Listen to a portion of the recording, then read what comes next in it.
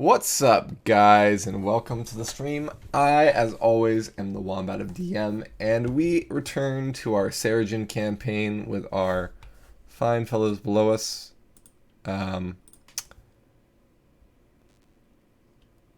Interestingly enough, okay, sorry, something happened in the Roll20 that kind of ruined my flow for a second. So, I am the Wombat of DM, and we have with us the fine party. Go ahead and introduce yourselves.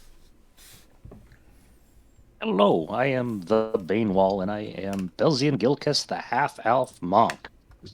Chop to it. I'm Amethyst, and I'm playing Roger the Wood Elf Assassin. Wood Elf Assassin? Yes, he would. I'll be playing Ulrich, the Human Paladin.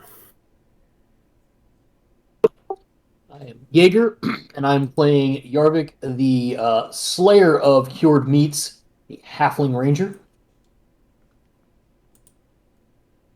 It's true. Oh, it's me. I'm a Zippo, the ready to fight kobold.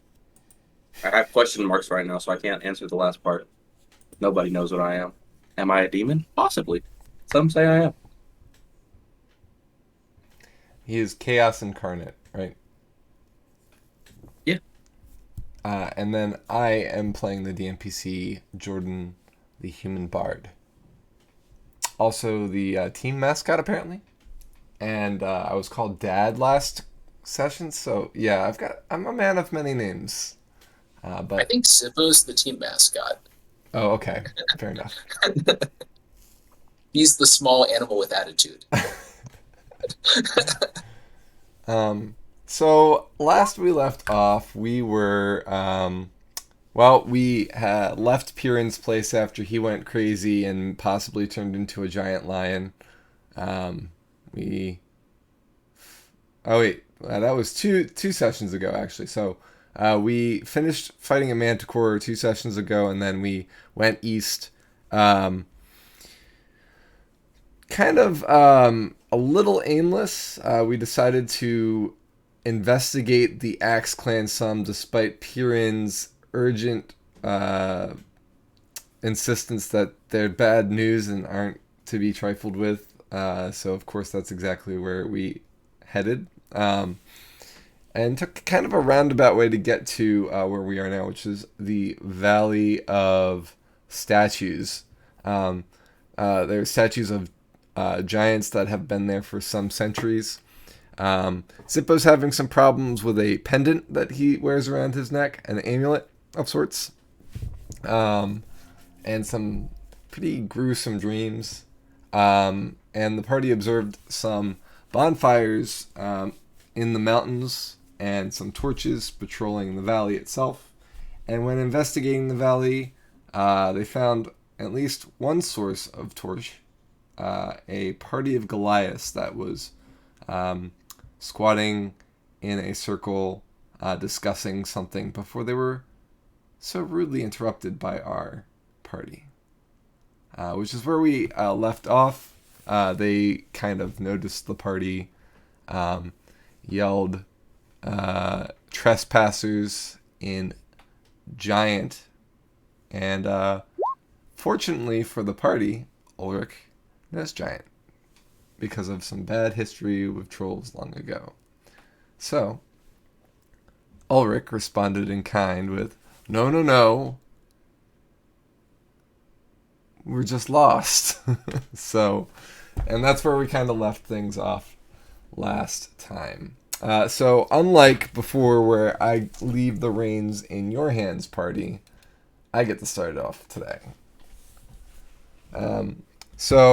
Allow me to set the scene. We have, and I'm going to get Roll20 up now. I've been hearing a lot of blips, so, okay, just banter, got it. So the Goliaths are all quite large humanoids. You've never seen Goliaths before. Well, probably none of the party have seen a Goliath in person before. They are rarely there in Seregen. Roger and Ulrich, you may have seen some conscripted in the war or fought against some, but ultimately, they're creatures of might and mayhem, and not to be, trifled with lightly. There are male and female in this group, but all of them have shaved heads, tattoos along their arms that are all the same, obviously marking them as the Axe Clan. They all carry axes, and the tattoos from where you stand seem to resemble an axe as well. They're more tribal and abstract looking, but they're plainly also axes. So they definitely have a motif going for sure. Roger, you're observing one off to the west of the party that is following the tracks of the party itself, where as the rest of the group has kind of taken lead and is positioned up here. So we have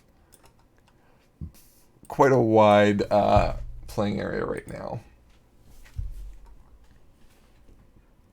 The one that has stepped forward and settled his axe almost like a gatekeeper, his axe, the butt of his axe is in the ground, so the head is resting just below his hands.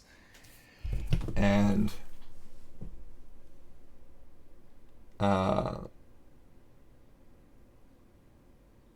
he speaks directly to Ulrich, who spoke in Giant to him, and says simply, "Explain."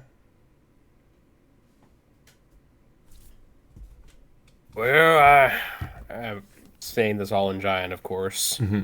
So none of the rest of the party is going to be able to understand you, and I'm just clarifying that now. Correct? Nobody else speaks Giant? No. Now, if we were talking in like some infernal or some air, I'd be all right. Right. You want to talk to elves? I got that. Same. Well, I don't know if I can explain it so much. We were heading towards the wall, and the wall weren't there. We lived on the other side of the wall, you see. And, well, we'd never seen this land before. I don't know if that explains it really, but, well, I mean, we didn't expect the wall to not be there, so we thought we'd, see what was on the other side. Curiosity got the better of us. As soon as you say that you're from the other side of the wall, he kind of turns and nods at the rest of the group, and the others, while he listens to you, begin to kind of spread out some to put ground between him and where they were, so they kind of fan out a bit. They seem to be looking to see if there are any others of you in the area aside from the ones that are there. They keep their distance, though. They don't approach you just yet. Hey, I don't know what y'all think we're up to, but I can assure you it's nothing nefarious. We're just strangers in a new land. You are strangers in our land, and if you are from the lands of I'm stammering at him. If you are from the lands from the other side, then you are indeed trespassers and not lost. No, I'm sorry. I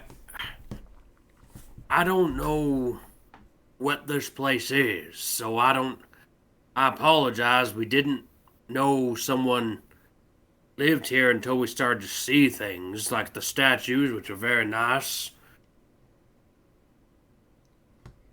We're not here with malintent. We're, again, just lost. Be that as it may, you are our prisoners, and you will come with us. Now, that is very funny. What's he saying, Orc? And he finishes that phrase off with elven spies. And he looks directly at Belzian when he says that. Belzian No. waves and smiles. Hey. Nope, no elven spies here. In fact, it's humans that have been running the show on our side, really. What's he saying, Belstein? Or, Orc? Well, he's,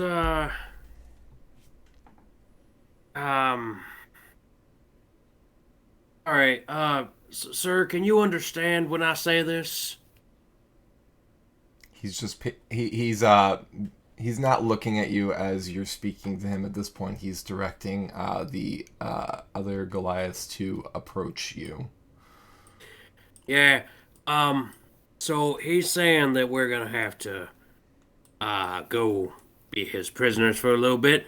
That's not happening. You can let them know that now. Yeah, We can have a cool that's place to stay. kind of what I was thinking as Ulrich goes to utter a command spell on this guy. Okay, this one.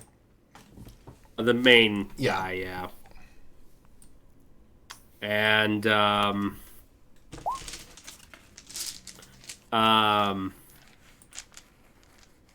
he tells him to grovel. Okay. What do I gotta beat? DC Wisdom 15. Okay.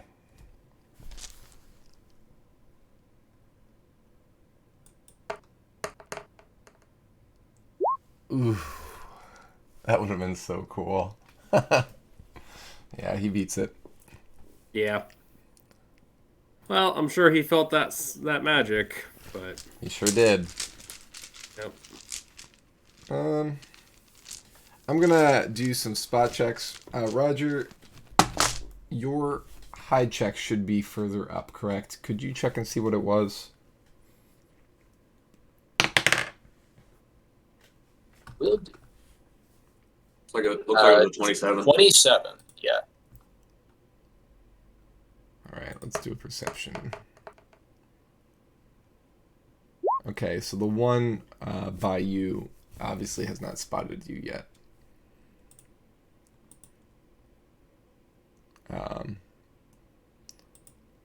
Just to give you a heads up, what the Goliath rolled for the save, Ulrich was a 19. Yeah, that tracks.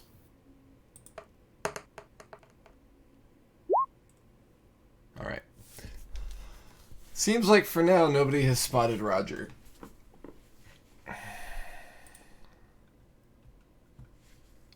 But I mean, you know, at this point, Ulrich has Yep. drawn weapon. Yeah, you've initiated combat at this point, for sure. Yep. All right, go ahead and roll initiative. And if you could shout it out, because I'm going to actually enter it into the roll D&D Beyond combat tracker. Well, 14. 22.5 for Zippo. 22.0 for Ulrich. Wow. So Zippo was 22. Ulrich was what? And also 22, but less. I'm I the got all lower. those- Roger, what'd you get? well. 12. Wow. Hey, Yarvik? that plus 10's doing something. Yep. Yarvik with the big 11.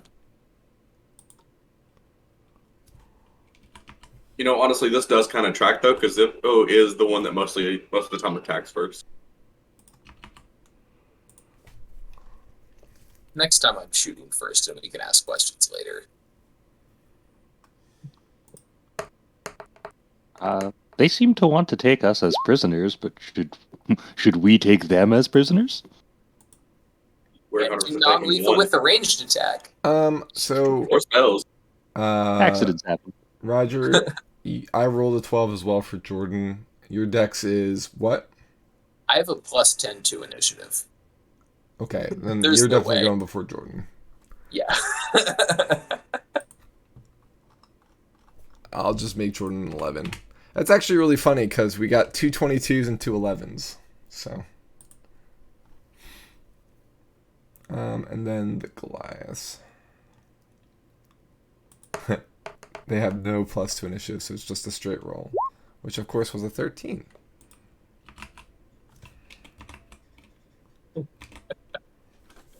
Next time I'm shooting first and we're asking questions later. Look, when in doubt, violence is the answer. That's what I always say. Mm-hmm. If combat is inevitable, strike first. If you run upon some people that are having a nice day and you feel like they might have some kind of inkling of threat towards your party at some point in the far future or soon future, go ahead and attack them. Better safe than sorry.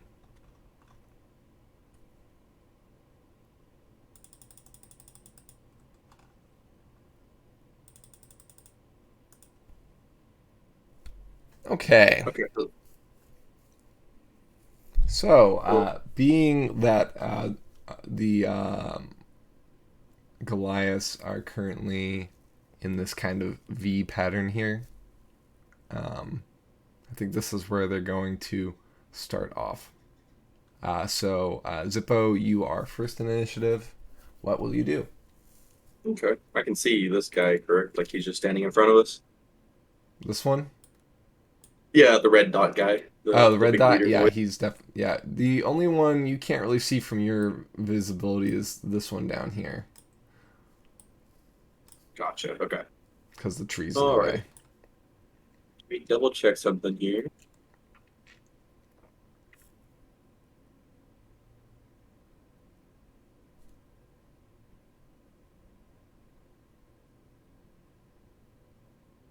Okay, I'm going to cast Eldritch Blast as my action on him. At 16 hit. Gonna get this up on this side. 16 does hit, yes. And 22 hits. So it'd be 16 damage for the first and 14 damage for the second one. And then as my bonus action, I'm going to Quicken Spell and use Eldritch Blast again on the same target. And those both hit for another 16 and another 14 damage. Okay. So that is 60 damage total. 60 damage? Total for the 4 attacks. Yep.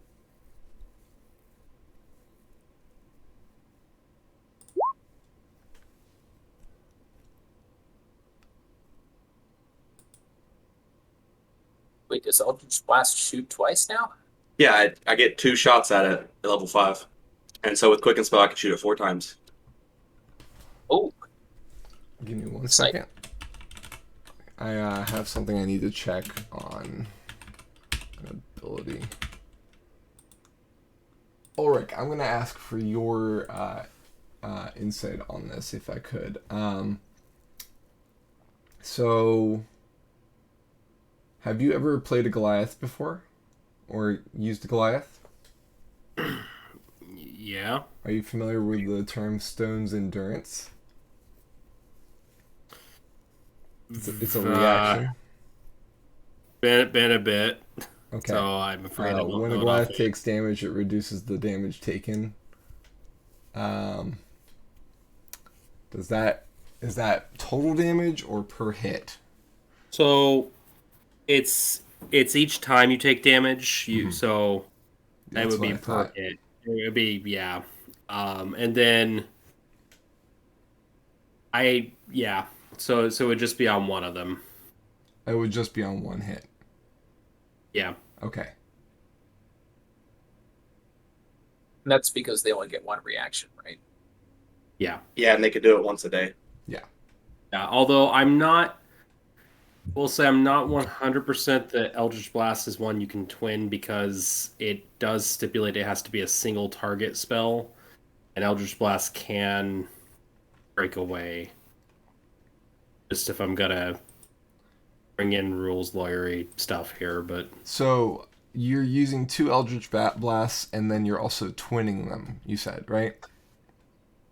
Yeah, by default, Eldritch Blast does not have a range of self and is capable of targeting only one creature. Thus, it is eligible to be twinned per some article on Google. okay, yep. Sage advice, Jeremy Crawford, good. Is twin spell a meta magic? Yep, I can use it, and I can cast as long as I don't cast another level spell, and it's a cantrip.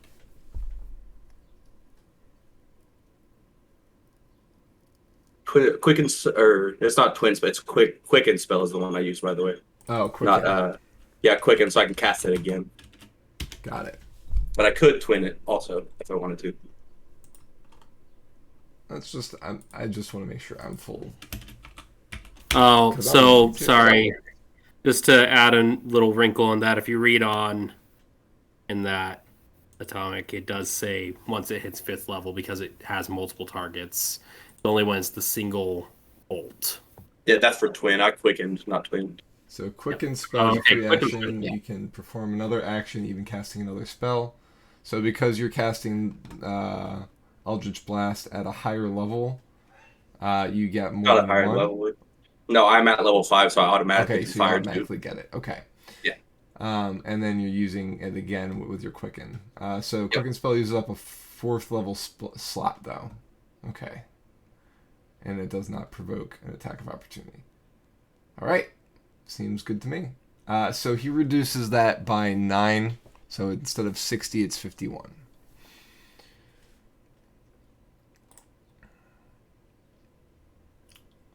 And let me just mark that And he's still standing after that happens. Let's see here. Give me a sec. What am I going to mark for resilience here?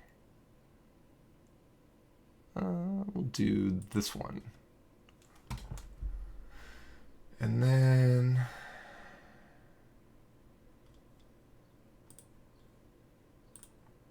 I need more screens. That's what I need.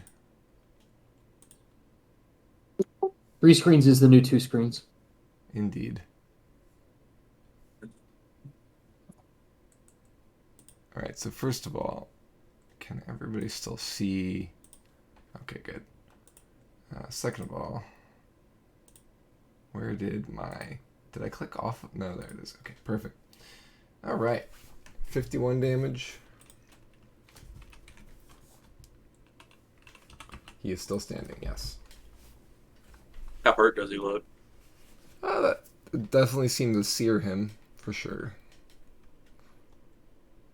But in true Goliath fashion, he kind of looks like he's shrugging it off, even if it looked like it hurt. He just looks enraged at this point. Almost like he seems stronger the lower his health is. It is my turn. All right. Ulrich. Yep. Ulrich is...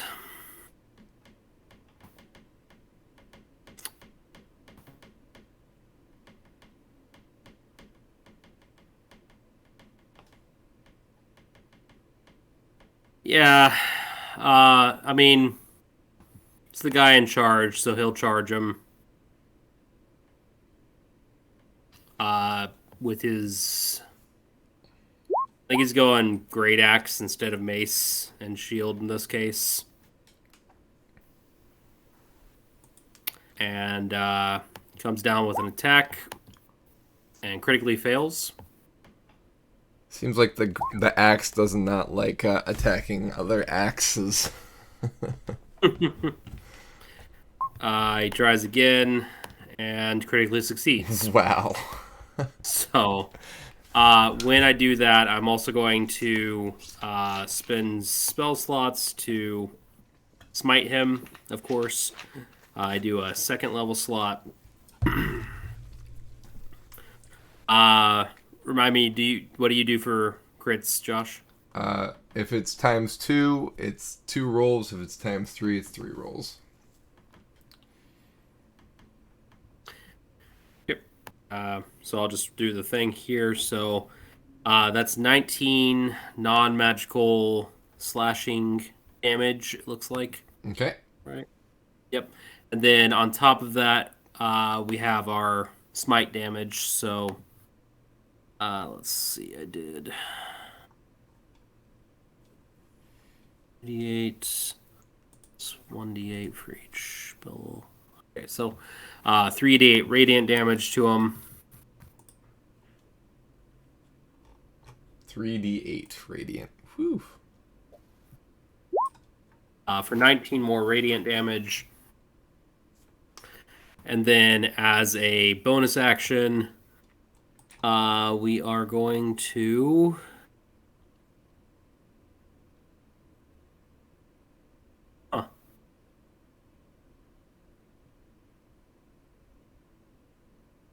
Apparently not do what I thought I was going to do. Oh, okay, there it is. Jeez. Didn't see spiritual weapon. Cast spiritual weapon. Mm-hmm. So a spectral weapon, of course, appears beside this guy, and it makes a melee attack on him for 13 to hit. Oh, I'm sorry, that's a crit. My bad. So, By the way, did you double your damage for smite? oh, thank you. Yeah, you're right. So it was 68. So 14 additional radiant damage, Josh. Okay. So that's 19 plus 14 for radiant damage and 19 slashing damage. And then I crit on the spiritual weapon for an additional 13 force damage on this guy. Additional 13. Mm-hmm. So calculating that all together, that is 18 plus 7 is 25.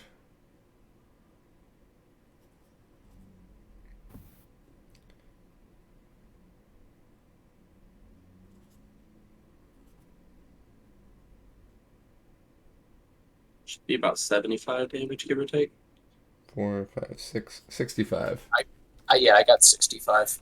Okay, I must add an extra maximum target. So you managed to even outdo Zippo in terms of damage. But I mean, that was a lot of crits. That was a lot of crits. Both the critical fail and the success at the beginning was a fantastic opening move as you kind of bring your axe down at his feet, and he like looks down and begins to chuckle in a deep, mirthful laugh, and then you just bring it up and kind of cleave through his entire body. I'm not sure how you even have the muscle strength to cleave upward. That's not really how muscles work, but you somehow managed to like hit that sweet spot and cleave right through him, completely disemboweling and destroying this Goliath, who's certainly taller than you are. He's dead. He's very dead. Excellent. Would he have died before or after the 19 force damage? Before. In which case, could I have had that applied to the next nearest Goliath? This one. Oh, no, I'm sorry. This one here. Is the force damage a ranged attack? It's a spiritual weapon that I can cast anywhere within 60 Oh, feet it's a of me. spiritual weapon. Oh, yes, I see. So, does the spiritual weapon attack the moment it's summoned? It does. So Excellent. you Yeah. And so, yeah, you summon the spiritual weapon. I'm assuming you're having this one? yeah. Okay. And it does 14 additional damage? That was Or 13? 13 force damage on that guy. Okay. Sounds good.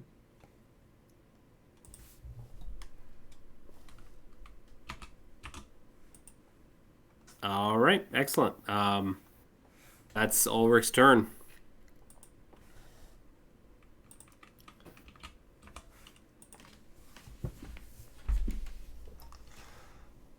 quite the turn. It was. Belzian. Ah, Belzian's just been charging up like Goku over here. Very excited to actually fight some people that he's never met before. I'd like to run up and take a couple attacks on this guy. What the heck was that?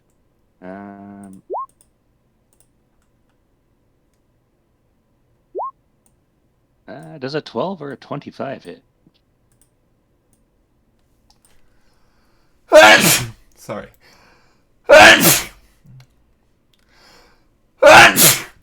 Sorry about that. The 25 does hit, yes. Hey, so 9. And then I got one more attack as a bonus action as well. But I don't think that one hits.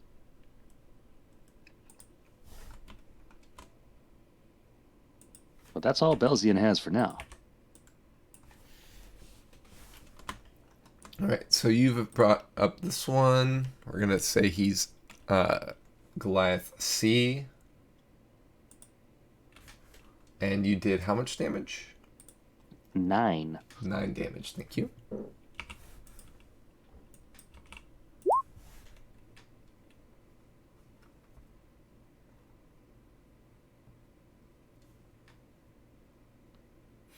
What I'm going to do as we identify these people is I'm going to put text down just so it's easy for us to see who's who. Next, it is the Goliath's turn. Alright, so we're going to have this guy close with Jordan. 1, 2, 3, 4, 5, 6. He spots Jordan, double moves to surround him. 1, 2, 3, 4, 5,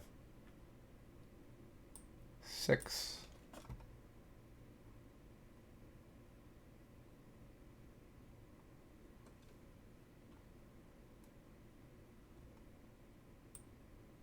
One, 2, 3, 4, 5, 6. 1, 2, 3, 4, 5, 6. He's going to take a 5-foot step forward.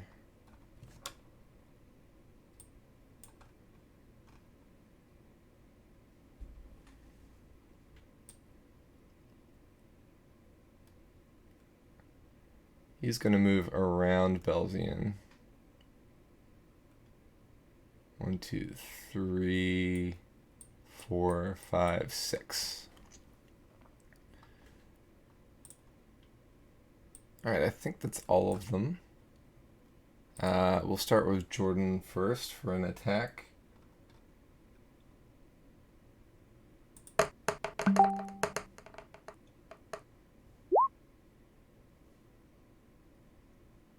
Okay.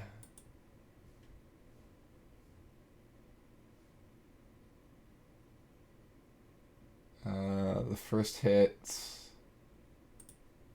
and the second.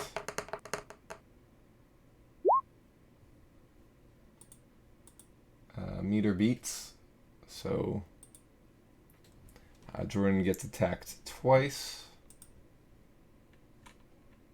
For 23 damage.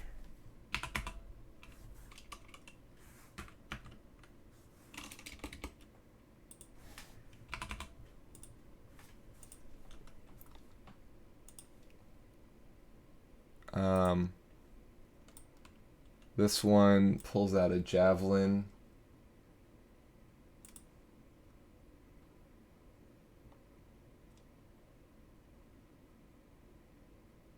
And throws it at Zippo. Zippo, what's your AC? 15. 15?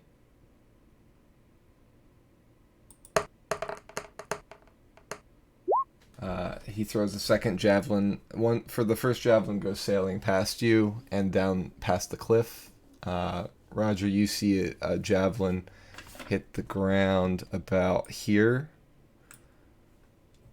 And then the second one does hit you, Zippo, for 6 damage.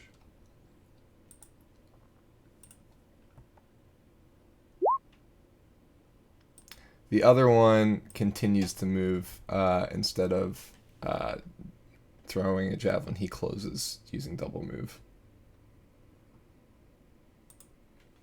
Target him like, man, if only they could understand me so I could tell them how weak they are.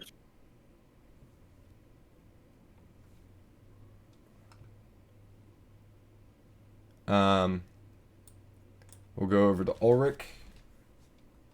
Who says, the small one says you're weak.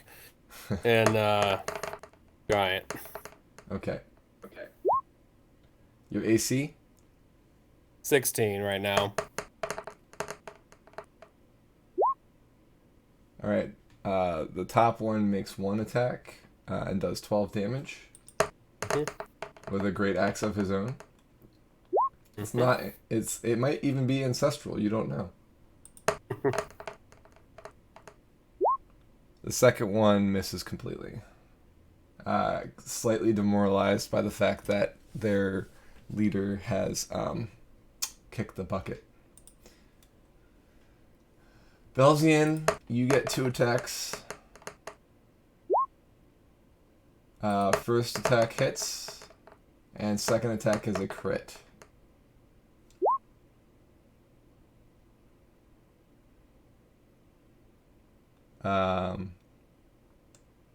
He does 19 damage to you for the second attack. That's the crit, and the first attack's. So 19 plus 13 is 32?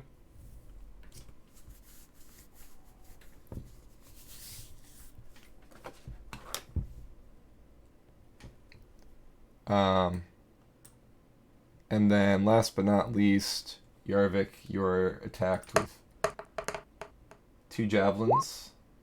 The first is a 25. I'm assuming that hits. Yep. Armor class is 16. Okay, second one goes sailing by you. So you take 7 points of damage from the first javelin. Got it. Off to the south, the group, you all hear this. You hear the trumpet of a horn. You can see down to the south here, we've got one more guy that was probably also scouting like the other one was. And saw the clamor.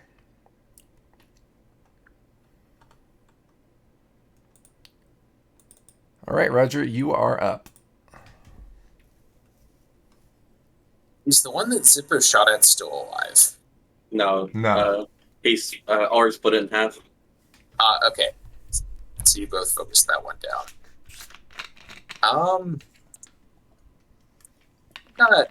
I do have clear line of sight to the one next to Jordan, so I'm gonna shoot that one. Sounds good to me. I assume it hasn't seen me, It has not. so I get advantage. You do. So it is a sneak attack, but since he has acted this round already, it's not an assassination. No free crits. I will use one of my remaining flaming arrows on this. Okay.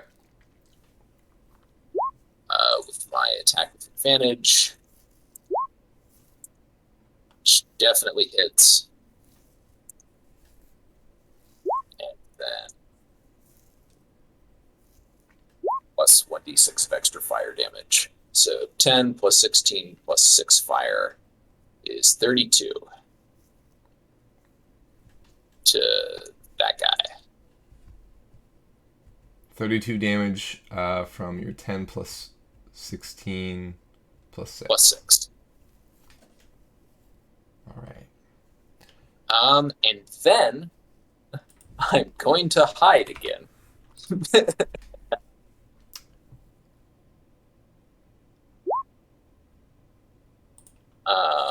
Yep.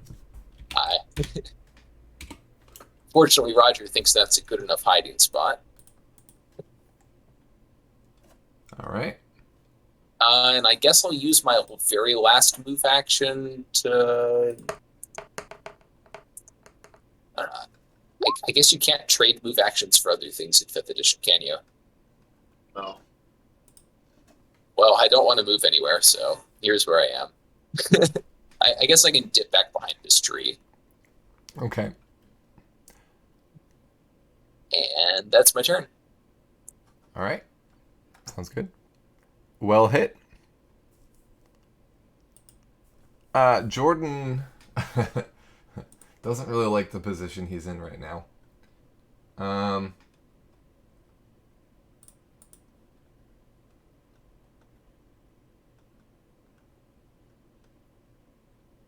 He's going to use Hypnotic Pattern on one of them.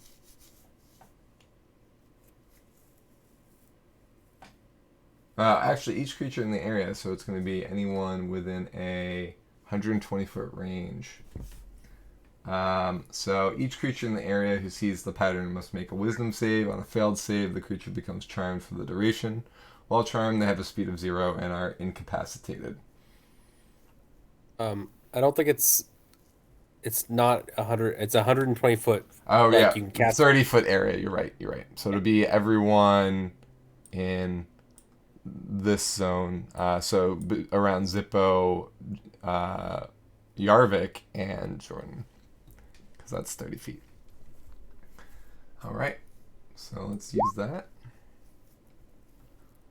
And then let me roll some saves.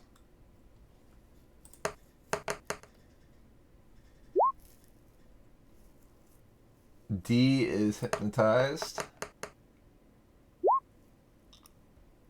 So is the other one near Jordan.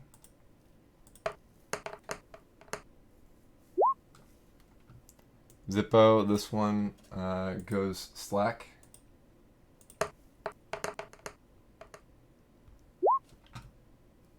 The one closest to you, however, is totally fine.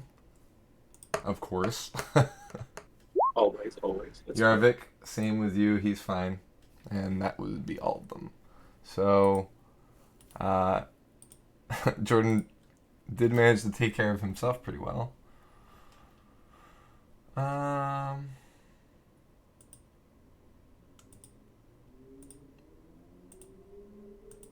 So that wavy line is showing that they're hypnotized. I'll put up Hypnotic Pattern just so that you guys can see what that is.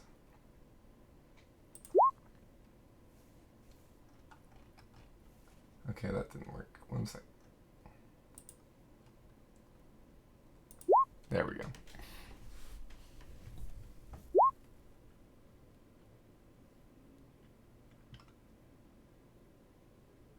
Spell ends for an effective creature if it takes any damage or if someone uses an action to shake the creature out of its stupor.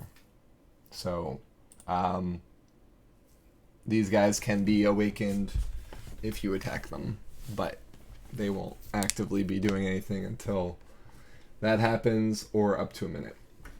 This is also going to use Jordan's concentration, so he won't be able to do other concentration spells while he's keeping this up. Since he sees no need to move at this point, he stays put. Yarvik, your turn. All right. I think Yarvik is. Yarvik is going to damn the torpedoes. He's going to move. Whoops. Hold on, man. Oh.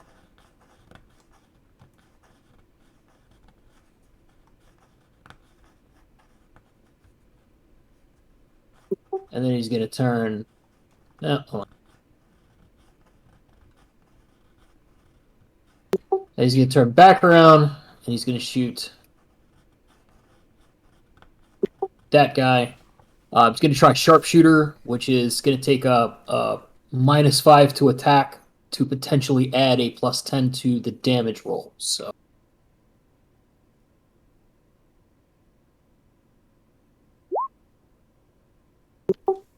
that'd be 19.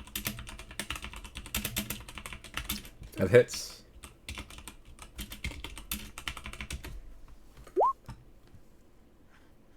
And that's plus 10. So 16. 16, correct. All right, that's going to be number E. Yes, I know I said number, but shush. He is All right. turn. And then I'm going to turn and I'm going to shoot. I'm going to have the guy directly south of me on Ulrich. Mhm. I'm going to try and do an ensnarling strike on him. Okay. So we do a regular attack first, correct? I can never remember how that one works. Yeah, so you do an attack, and if you hit, you can do ensnaring. That's a hit.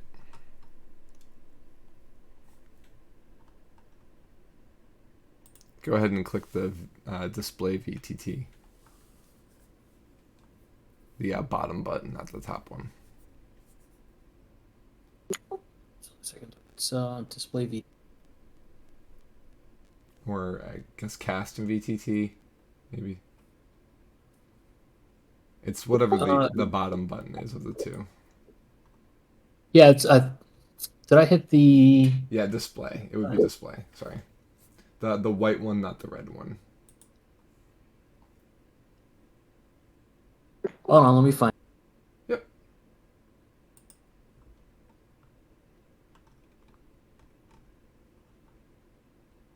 It's only there's a white button somewhere.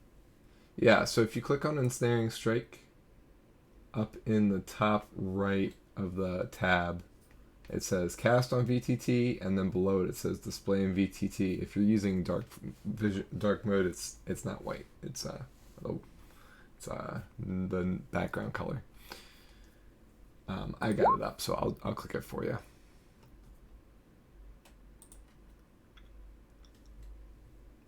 All right, so you're using your bonus action to do ensnaring strike. So you did your second attack to attack the one directly south of you. You hit. You did an additional 6 points of damage from that attack. So you still need to roll damage for your second attack, and then you'll add the 4 to that. Okay, so that'll be 12 damage to. We have not given this one a letter, so this will be F. So 12 damage to this one.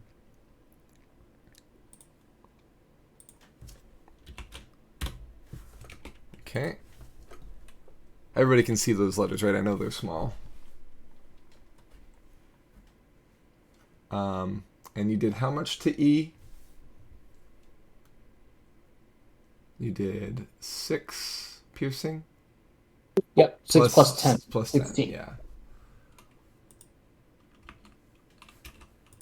Okay. Perfection. Anything else? That's it.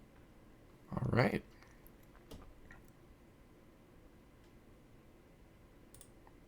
Zippo. Hey. Okay. Let's see here.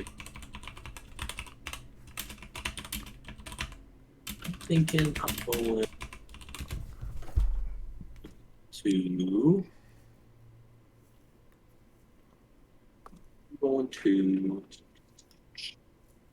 to cast Mind Spike on the one in front of me.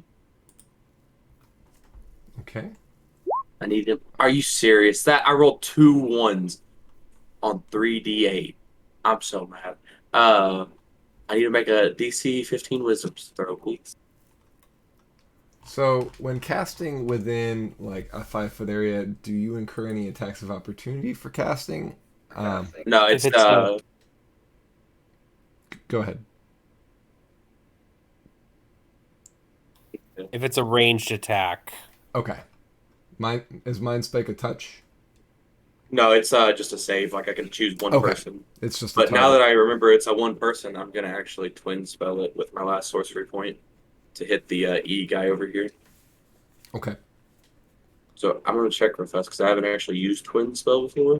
Yeah, you want to see if it's Spend the the same sorcery damage for point. both. Oh, never mind. I can't. It's you have to twin it for you have to use the amount of sorcery points for the twin spell. When it's a second level, I don't have two left. Right, you only have one. Okay. Yeah. So that's one. That's 6 damage. Is there any other effects that happen from the mind spike? If he failed it, then I just automatically know where he is for like a whole day. I think it is. Or no, it's just it's concentration up to an hour. My bad. So I Okay. know where he is for up to an hour if I choose to concentrate on it. Sounds good. He did fail, so you know where he is. In front of me. Heck yeah. Guys, I found him. He's Okay. also G for Goliath. G for Goliath. Roger, Roger.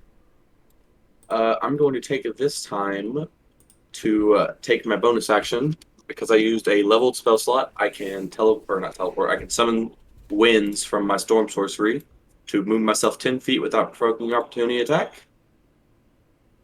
Okay. And I will also use my actual movement to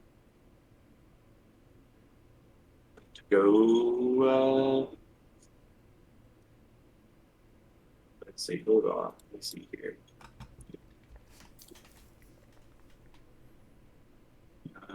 Shit, I'm just gonna move back. Yeah. To move right back here. That is my turn. Okie doke. Ulrich.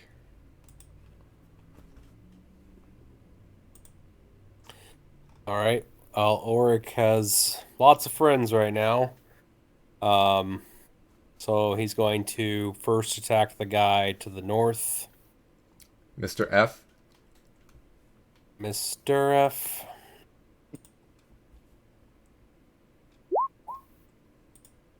That's an 18. Which is a hit. And I'll just go ahead and roll a second one. 14. Which is also a hit. Great. So that's 8 plus 17 slashing. Plus That's such a disparity. Whew. yeah, plus I'm gonna add a total of 48 radiant damage between those two attacks. Yeah. 8. Not wrong. And that's using a channel? Or... No, it's my divine smite. I burn spell Right. slots when I do this. Yeah. Oof. So an additional 14 radiant damage on that guy too. And this is Mr. F. He is using Stone's Endurance for this one, so -9 from this total. So I see 2 14s. I see an 8, a 17, and a 14, correct? Yeah. So 25 plus 14 is 39. Oh, to be more precise about it, just so we're clear, it would have been 9, 16 for one attack and 23 for another attack. Fair enough. Okay, so you said what for the second attack? 29? 23. 23. Okay, so let's make that 23 a 14. Okay. So 14 plus the first 16. So that's even 30. Yep. And which Goliath was this on? Mr. F. F. Gotcha. He you seems should- to be a little bit more enraged at the health pool he's gotten to. Understandable. As my bonus action, spiritual weapon is going to attack Mr. B for a 16 to hit That's a and hit. 12 force damage.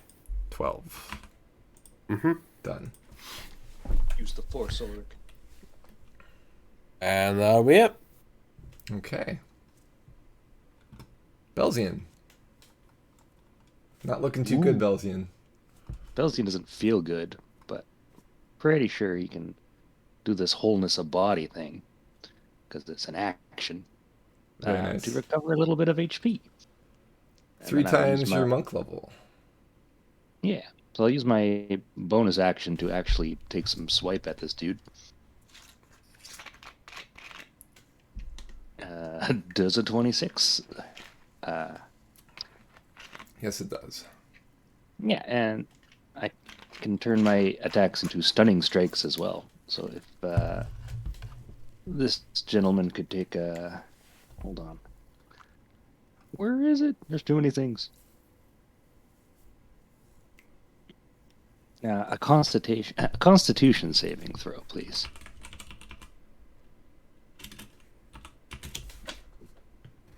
You got it. What do I need to beat? Where do we figure that out? It doesn't really say.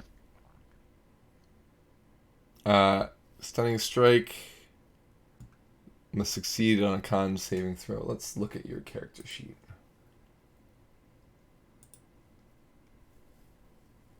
Yeah, it's funny that it's not saying it there.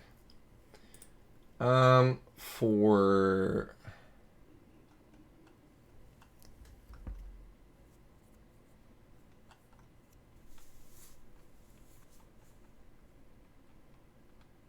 DC 15. DC 15, yeah, I just saw that too. He definitely failed that. He got a 2, so. Nice. So I did that like So he's stunned. Three Stooges thing where you poke him in the eye, like, boink, you know, the 2 fingers. So he'll be stunned until next turn for you. Yes. Which is good.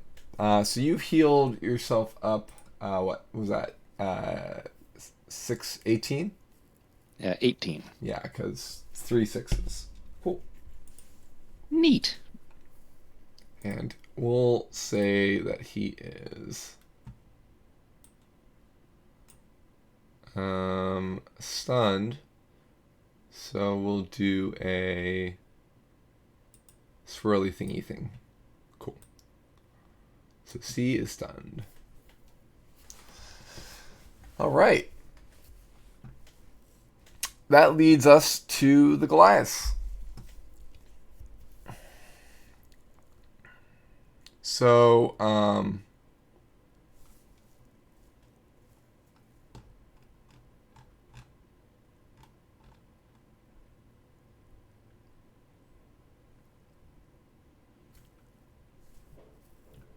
this Goliath here is going to take an action to shake his friend awake next to him. And then he's going to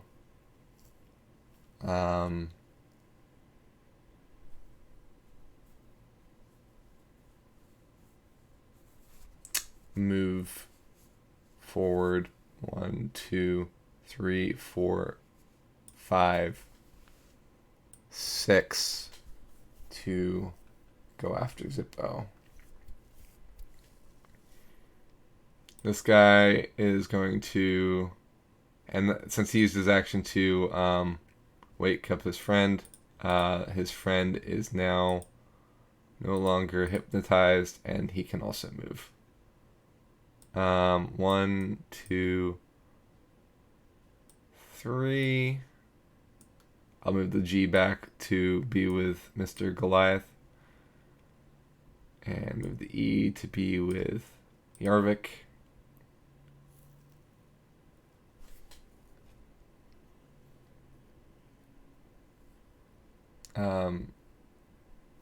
All right. I think that's going to be it for movement at the moment. Yarvik, he's going to attack you with his great axe. He hits, but critically fails on his second hit. Yay! So Huzzah. the first hit,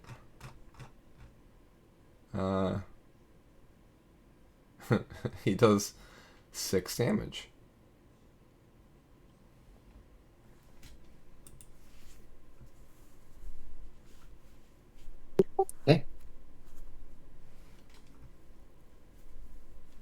All right, Ulrich. Mr. F, being enraged, attacks you for 19 and hits, gives you 5 damage, plus 2, so 7. Second attack is a 15, which I do not think hits. Nope. That's a miss. And he uses a bonus action because he's enraged. He attacks one more time and hits because he got a 23 and does 14 more damage. Okay. For a spiritual weapon, is that something that I can interact with? Like if I tried to grab hold of it, do I just pass through it? Can you grapple a spiritual weapon? No. Yeah, I was curious. Yeah. It's a spectral thing. Yeah, it's only hard when it needs to be. Or rather, it's doing force damage, not like actual physical, right?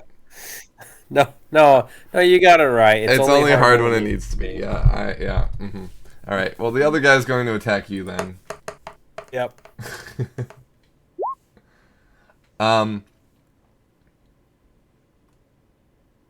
First hits for 17, right? 17 will hit. Yeah. Okay, that's 7 or 9 more damage. Okay. And he's not enraged, so he only gets 2 attacks, but hits with a 24 for another 9. So 18 altogether. All right. Noted.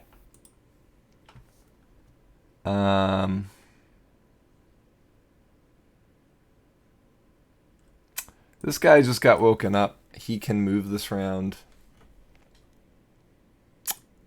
He's going after Jordan, thinking that Jordan, if he takes out Jordan, he'll be able to stop the spell from happening.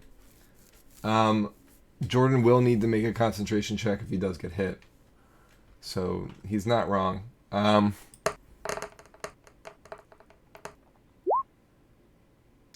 first attack misses.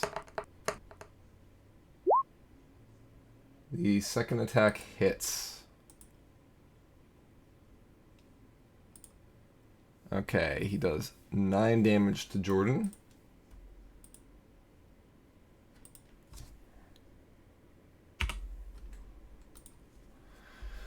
All right. So for a saving throw for Constitution saving throw for concentration, it's the damage plus 10.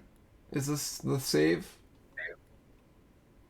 And I add my saving throw bonus to that, right? That's my charisma check, right?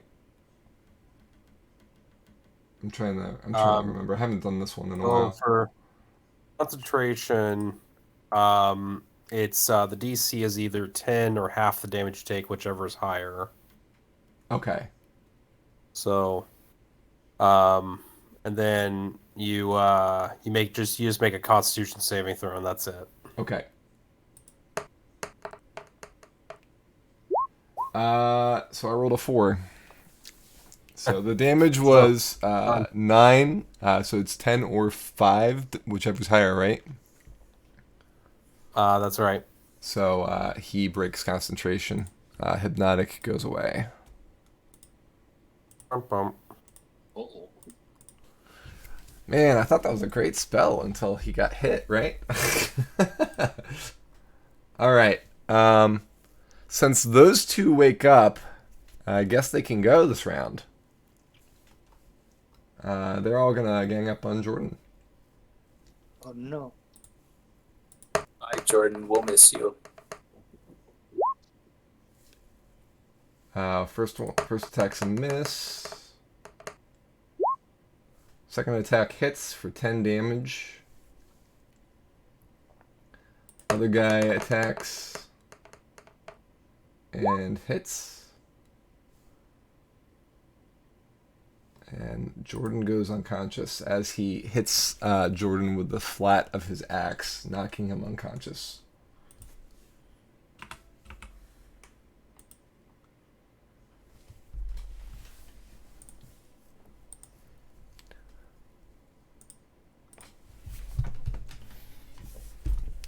Since they've attacked, but this guy moved, so the other D moves 1, 2, 3, 4, 5, 6 in this direction.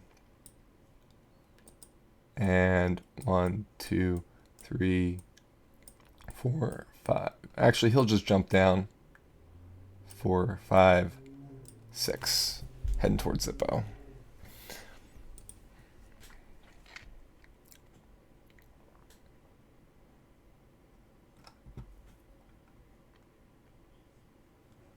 All right. I believe that's all the goal. Oh, wait. We got one more down here. 1, 2, 3, 4, 5, 6. All right. Roger. All right. Zippo, are you doing okay? Yeah. All As long right. as I don't, roll ones on d8s again.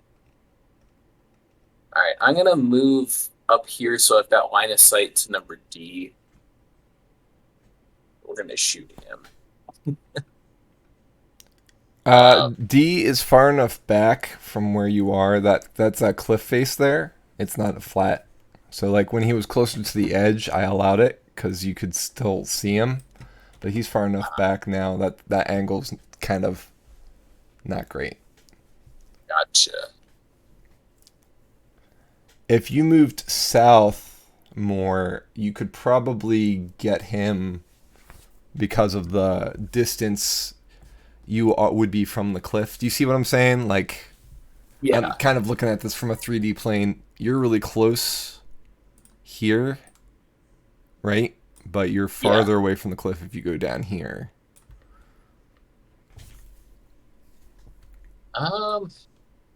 Yeah, trying to balance wanting to attack the person who's already been damaged versus wanting to attack the ones that are starting to get closer to us. Yeah. And trying to also stay hidden. I move up here. I think my cat is yelling at the door. One sec.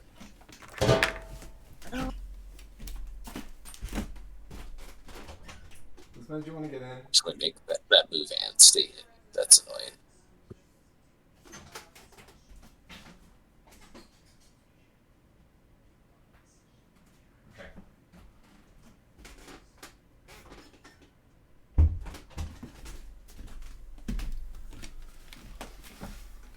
Move here and just shoot at the one in front of Zippo, honestly.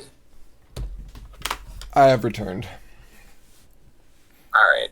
I don't think we're going to be able to get to shoot the one that we're targeting. I think we're walking up here and we're aiming at number G. Okay. Who hopefully still hasn't noticed me.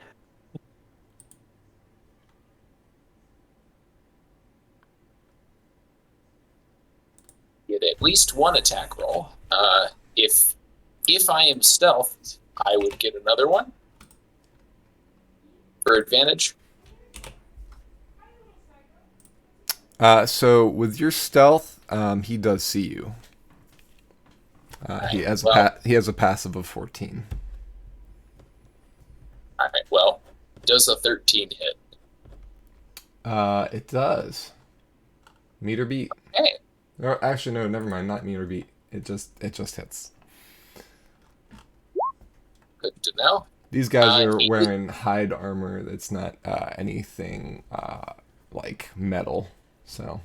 Well, he is in melee with another creature that is an opponent of his. Mm-hmm. So I do get sneak attack. Yes. So he takes 20.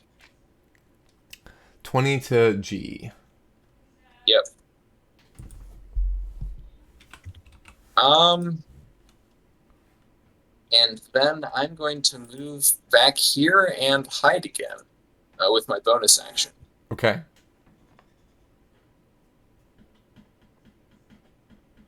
A roll that's not a natural 2 or a 1. And that's my turn.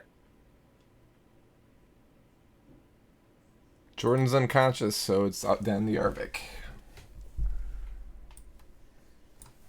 All right. I believe E was hit with the snarling strike last round, right? So he didn't shake. F was. Oh, sorry, that's the wrong one. Okay, so I'm gonna switch to the short sword. I'm gonna do 2 attacks on E. The first one of those attacks, I'm gonna try to do Ensnarling Strike again, second level. See if I can get this guy too.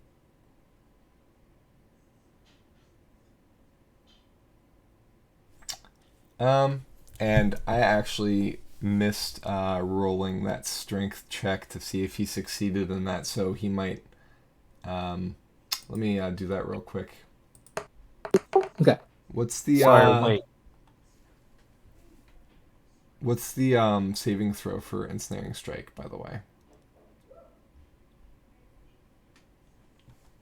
Go ahead. Strength check against your spell save DC. Yeah, so it should be on the actual spell itself in your character sheet. I've just scrolled up to the one that you put here in chat. Yeah. No, it'll say it on your sheet. That's just giving it's a a summary DC of it. 13. 13? Perfect. Yep. And what were you going to say, Ulrich? Other than that? It was F. I just wanted to double check. What Yeah. does ensnaring strike actually do? It's the restrained. Yeah, he's restrained. So he must succeed on a strength check or be restrained. And he takes 1d6 at the beginning of every one of its rounds, I think is what it is. Yes. So he actually made the save at the beginning of his round, so was able to act normally, Oh. which is why he was still able to damage you, I guess. But Yeah. he still took 1d6 damage, so I'll roll that. Is that sound about right? Yeah, I think it's fine. So is he continuing to be restrained then? No, he's not. Oh, okay. Which is why he was I see. able to attack you. Otherwise, I would have had to retroactively okay, pull cool. that back. I get you. So F takes 4 points of damage. Yeah, these are strong boys, so I'm not surprised he was able to break free. Yeah. So E 27 to hit for the first one. That's a hit. That Are you hits. shooting him with an arrow? No, it's a sword attack. Is Okay. that a Just specific making range? sure. Yeah, I didn't think it was a specific range. Yeah, you're good. I just needed to clarify what you were attacking him with. Short sword +1. You got 27. So yeah, go ahead and roll damage. 12 piercing Damage. Very nice. And then roll spell damage, correct? Spell damage for. Ensnarling. That was supposed to be the ensnarling strike, right? So so you're also ensnaring strike. So Yeah, that's yeah. So you hit. The D6 was, I believe, your blade. No, so the D6 was the damage for F for the previous one that we didn't roll, if you remember. Oh, no, So I'm hitting. Yeah, that was the D6 I thought was for the one that we didn't roll last time. No, I was looking at your short sword damage. You rolled a 1d6 +6 for your short sword, which did 12 damage. But you also said you're doing ensnaring strike on him with the hit. So I'm just checking the ensnaring strike real quick. Okay, I'm confused because I never rolled damage for that hit. If you look, The 12 is the damage that I. if you look at 844, it's got piercing damage from your short sword +1. Oh, Yeah, so it just does it all at once. Okay, all right, got it.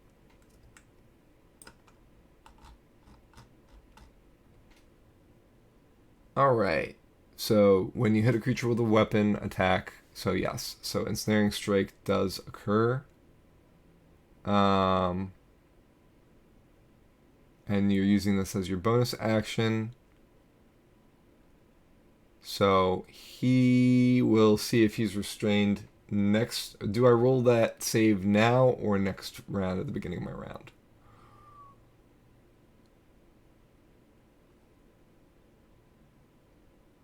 The start of each of its turns. So its next turn. Appears at the point of impact, and the target must succeed on a strength saving throw or be restrained. Okay, so I should be making a strength saving throw now to see if next round I'll be restrained. And I make it. Okay.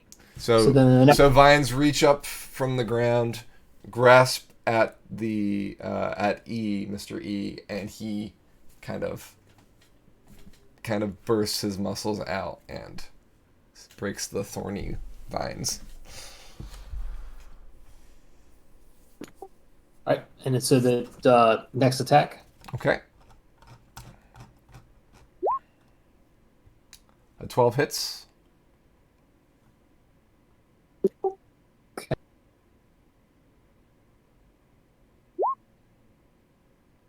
And you do 11 points of damage. He seems to be enraged at this point. His eyes glow red.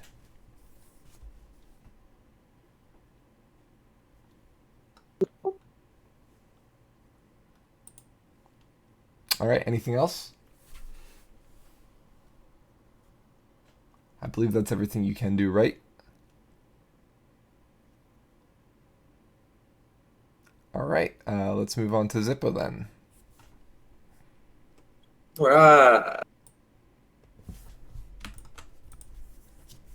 I'm going to cast Burning Hands.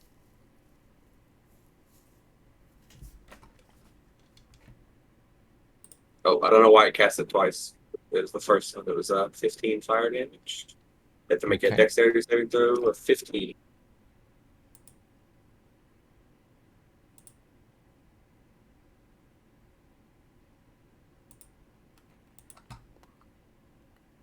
And that's not, you said there's a dexterity saving throw, so let's try that. I make it. So is that half? Yeah. After the first one, the second one's gonna make it. So half of 15 is 7. Right? We roll down. Did the other one make it as well? So the second one's second burning hands? No, it's a 15-foot cone in front of me. Oh, nice. So it hits the G and H. Yeah, you got a flamethrower from your hand. Let's see what the other one does. The other one does not takes full damage, so H takes full. All right.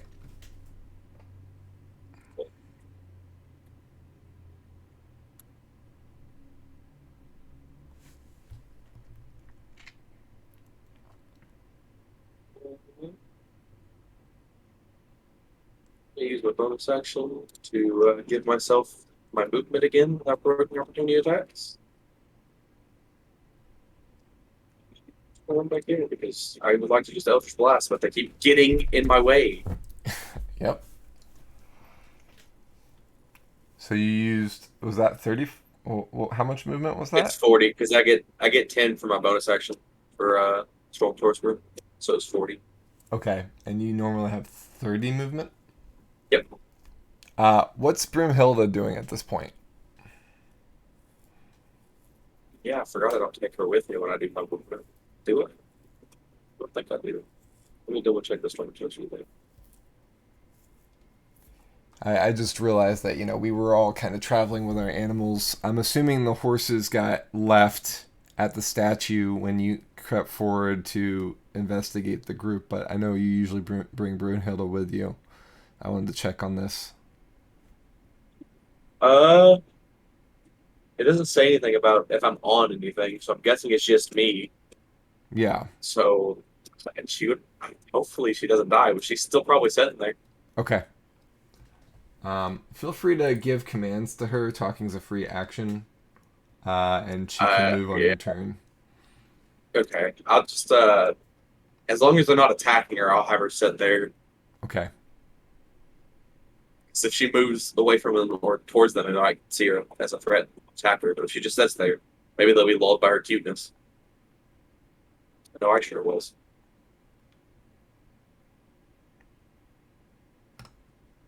That would be all I can do. And so many good plans, but they just keep getting in my face. What a bunch of barbarians. No refined class over here. Ulrich.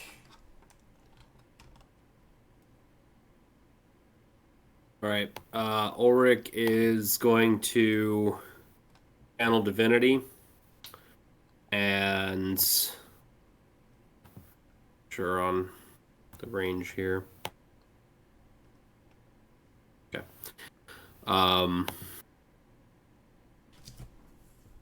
Everyone within a 30-foot radius of him, all the enemies that is, are going to have to make a wisdom save, DC 15. Looks like that's going to be 4 guys. B makes it. Okay. F does not. F's the one that has more damage, so that actually is worthwhile. C does not as well. Okay. You said 15? 30-foot radius, DC 15. Alright, so everyone but B fails. Great. B is the one south of me? Correct.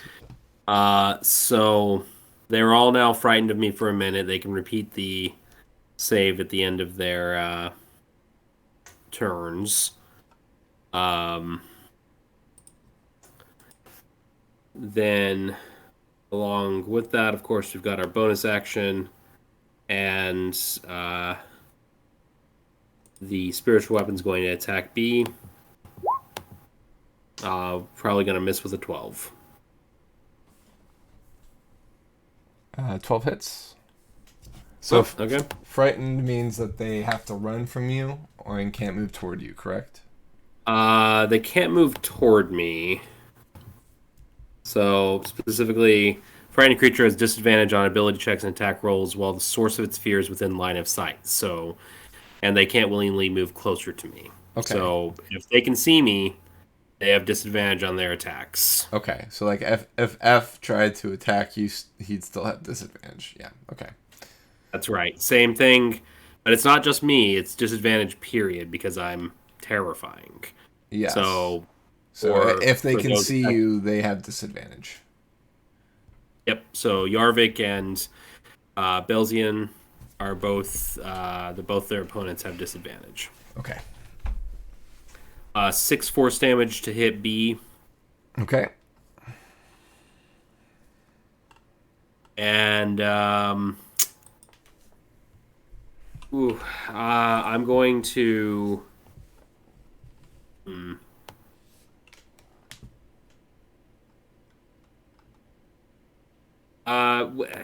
Sorry, I can't really move this. I wanted to have moved the spiritual weapon, just kind of like circle. I got an easy control button for you. I meant to do that earlier. There you go. No worries. I wanted to move it over here when it did the attack. That's fine. And Ulrich wants to move here, taking the attack of opportunity from F, but knowing full well it's a disadvantage. Sounds good. Let's make that attack. Now, since I have multi-attack, does that mean I get 2 for my attack? It's just one attack when you attack with opportunity. I thought so. Yep. He misses. Okay. And that is my turn. So F can't willingly approach me. And E, C, and F are all frightened of me. So they've got disadvantage on shit. All right. Strategy.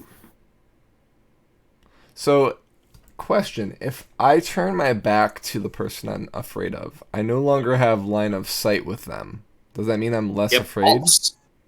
No, there is no line of sight because there's no facing in this edition. Well, You yeah. don't lose line of sight from turning around. Unless it has an ability that says, like, there was one creature I fought, I don't remember what it was, but, like, if you looked at it, you had, like, disadvantage. So if you close your eyes, you had to, like, fight with, like, blind sight to be able to not have disadvantage. Are you talking about a beholder? No, it wasn't a beholder. It was some Okay. other creature. I don't remember what it was called. Or Medusa. Probably No, a it was neither of Basilisk. those either. It was some weird creature. I've never seen it before, except in that one game. It might have been a homebrew thing. I don't know. But I know in previous Umberhawk. editions things with gaze attacks. Oh, yeah, Umberhawk. Umberhawk. That's what it was. Yep. I knew I'd blind yourself by closing your eyes, but in 5th edition, the effect would still be you get disadvantage. Mm-hmm. Yeah, so I mean, 5th edition is a little bit finicky with, like, they capitalize line of sight as if that's something you could just. I'm just gonna look it up while we continue, and I'll make a call from there. I mean, I would rule personally back turn to me that's not looking at me, but yeah. In the meantime, Belzin, is your turn. Oh yeah. Belzia's gonna float and also sting. Yeah. Just a solid combo of strikes. And some good old furious blows. With that special key spice. Does I don't think a 9 would hit.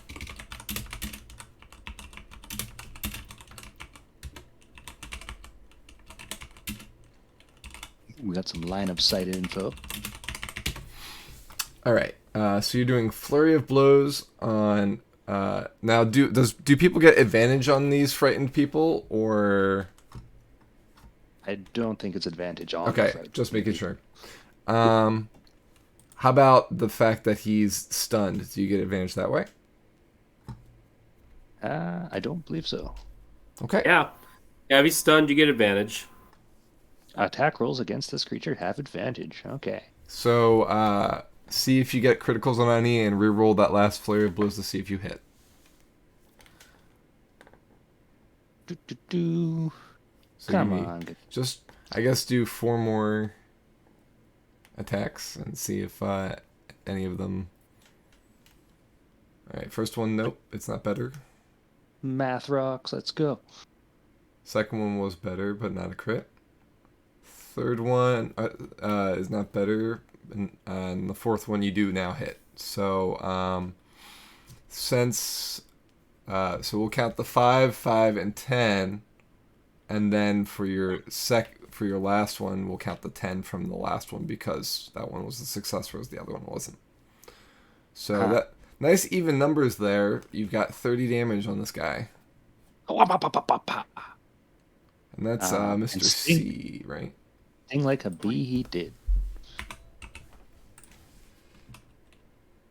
Okay, the end of your turn is when he no longer is stunned. Groovy. And yeah, that is the end of my turn. So we'll take the stunned thing off. He is still frightened.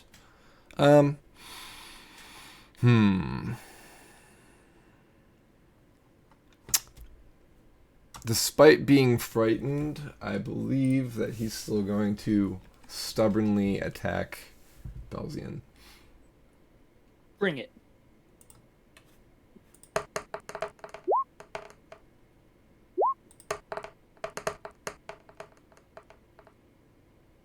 But of course, he does it at disadvantage. Correct. The first attack is a 10, so it does not hit.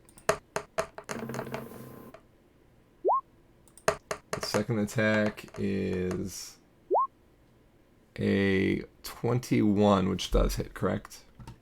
That would hit. And that's 10 more damage to you. Ouch.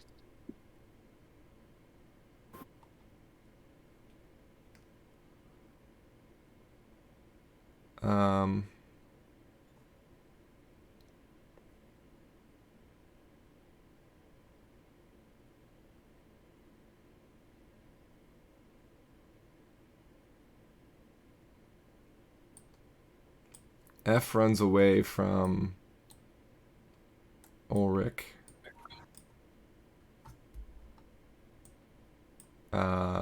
And flanks Belzian, which would normally give him advantage, but since he's already at disadvantage, it's just going to be a normal attack, I guess.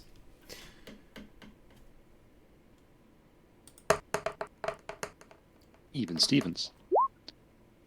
22. That would hit. And 15. Does 15 damage? No, it does 15 hit. Oh, no. So you take another 8 damage. Thank you. Jorvik,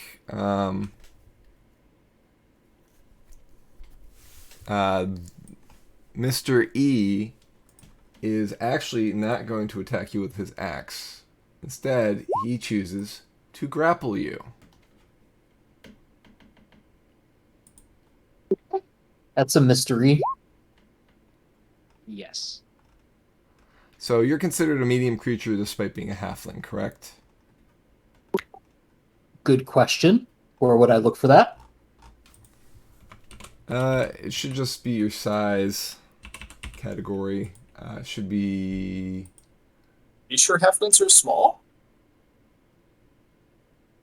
I'm not sure if they're small or not, is what I'm trying to remember. I think they might be still considered medium. I think they're small, according to Roll20. Oh, yeah?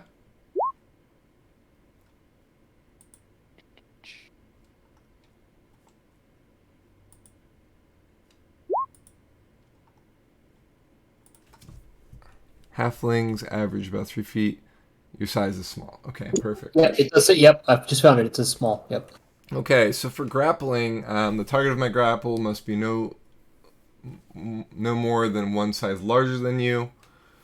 So if you're trying to grapple them, so he is considered to be large for grappling. So he's gonna have some definite advantages here. So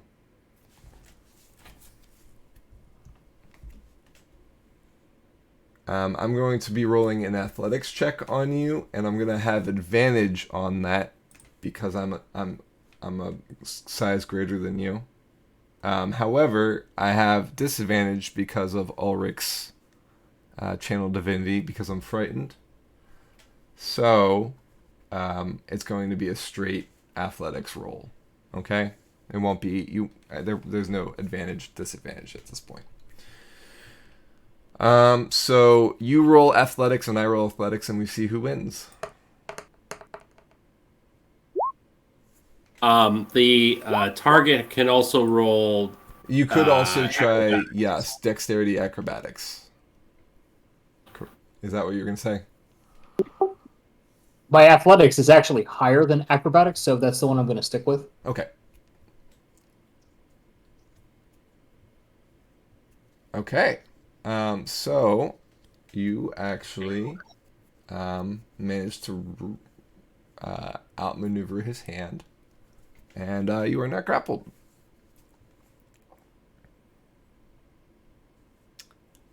He is able to make...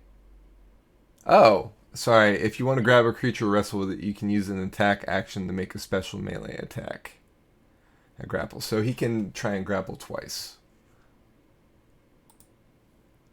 So we're going to try a second time on that. All right, very nice. What's that, 18 and a Smacks his 17? hand. Get that out of here. Very nice. All right. He uses his turn to try and grab you as he steps farther away from Ulrich.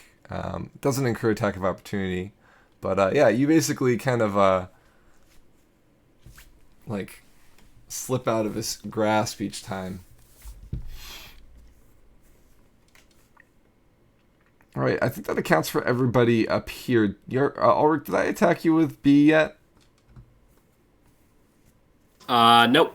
Okay, let's do that.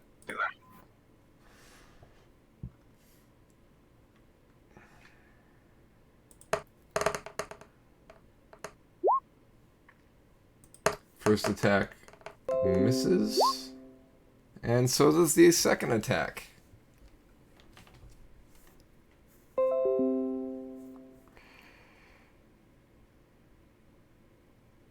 I'll take it.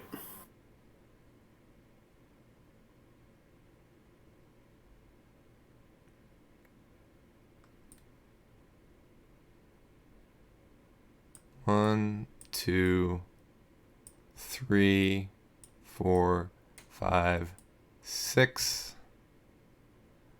I'm going to make an athletics check for that. He kind of lands hard, but continues on. 1, 2, 3, 4, 5. Where are you going? 6. 1, 2, 3, 4, 5, 6. And he'll throw a javelin. This is G. G is still sticking it with Zippo. Javelin. And then 1, 2, 3, 4, 5, 6. 1, 2, 3, 4, 5, 6.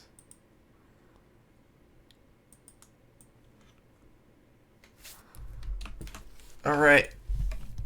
They can't attack you, but the javelin does attack at you. And throws 2 javelins at you. What's your armor class, Zippo? 15. All right, first one hits for 10 damage. The second one misses.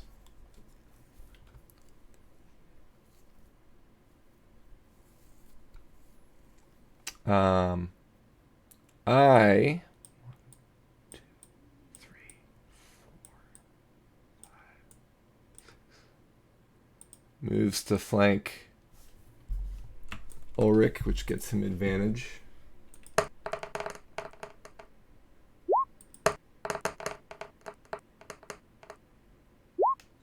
Ulrich, a 24 hits for 6 damage. Okay. Next one's the critical, which does another 15. Okay, I am down. He hits you with the side of his blade. In fact, all of these attacks have not been like a hacking attack. They've been all with the intent to bludgeon you to unconsciousness.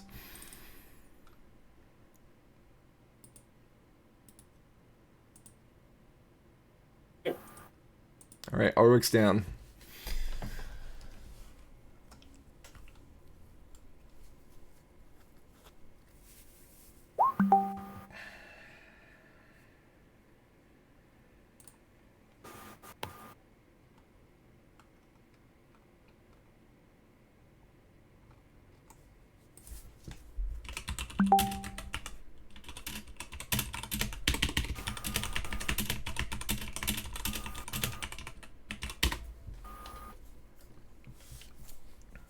All right.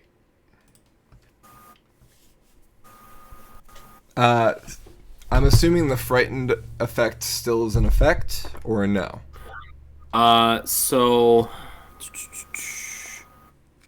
I'm thinking it's not actually, but Okay.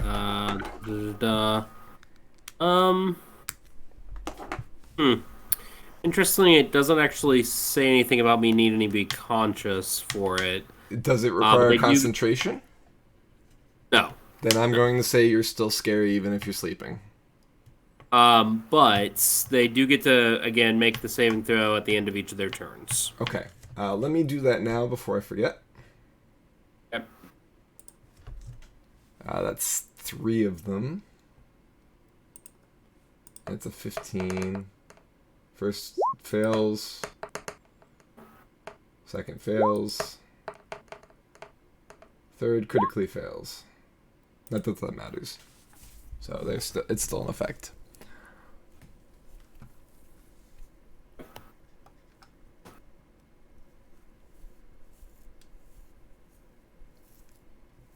All right. That is the Goliath. Roger, it is your turn. I'm strongly debating running away.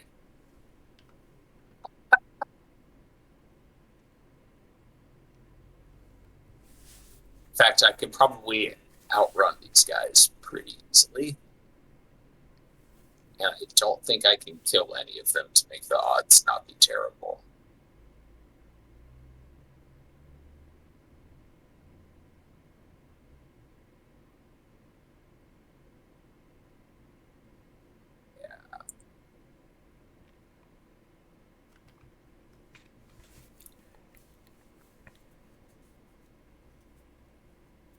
Even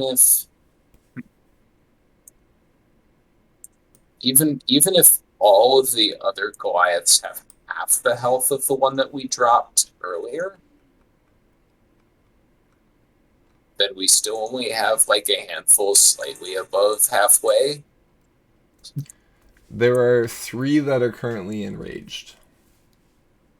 Yeah. Meaning that they are low health.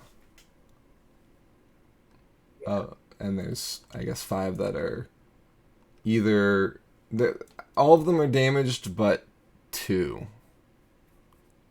Yep. That's what I'm seeing here. So I can shoot one of them and most likely not kill them. And then, like, best case scenario, I step out, I shoot H. H has only taken a small amount of damage. H probably doesn't drop. And then H, J, and G dispatch Zippo and close in on me. Or I can run. I'm going to run. I'll shout that over the rings. I'll follow you guys. I'll miss you all very much. Goodbye.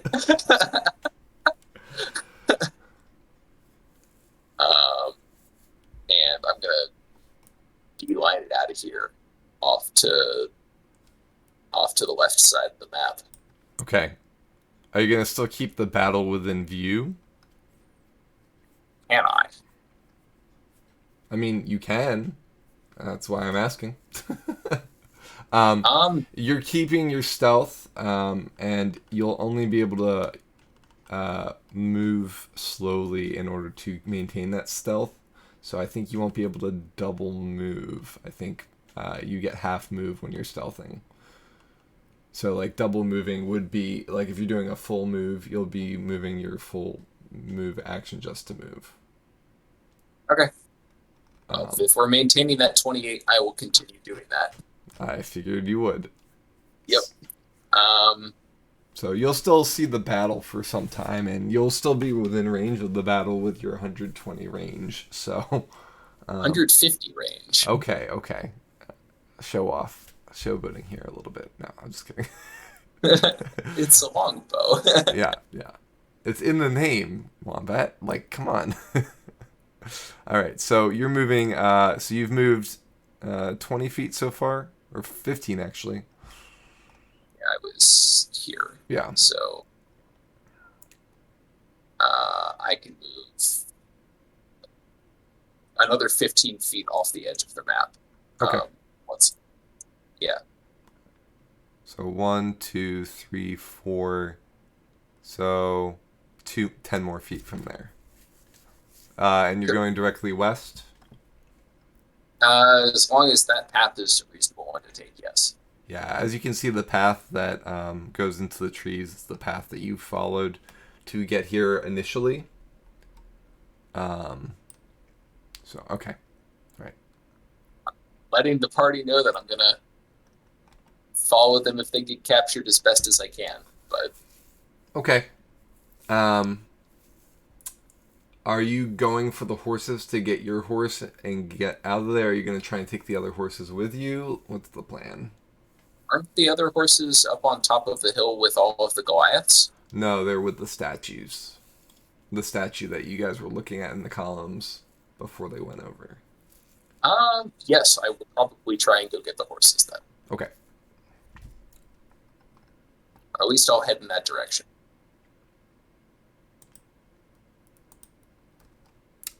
All right. Jordan's down, so it's Yarvik.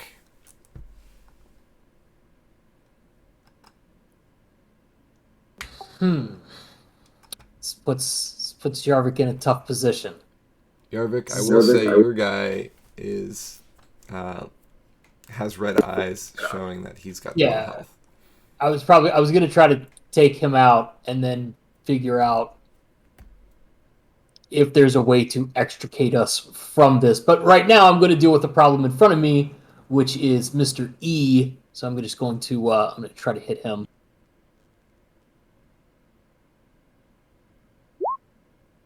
That's a hit.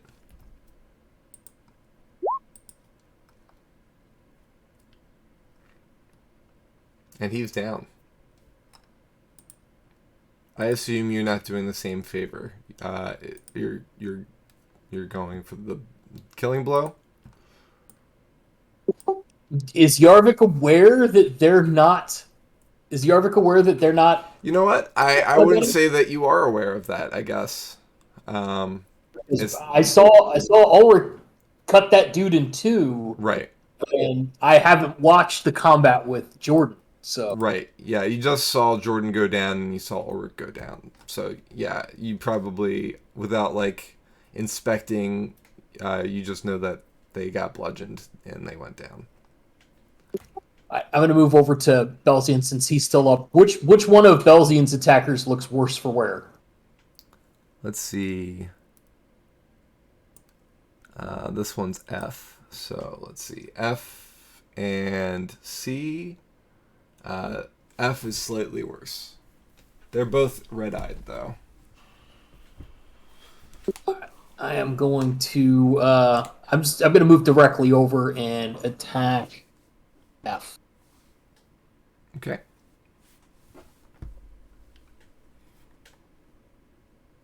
Are you working on trying to flank him, or are you just going to attack?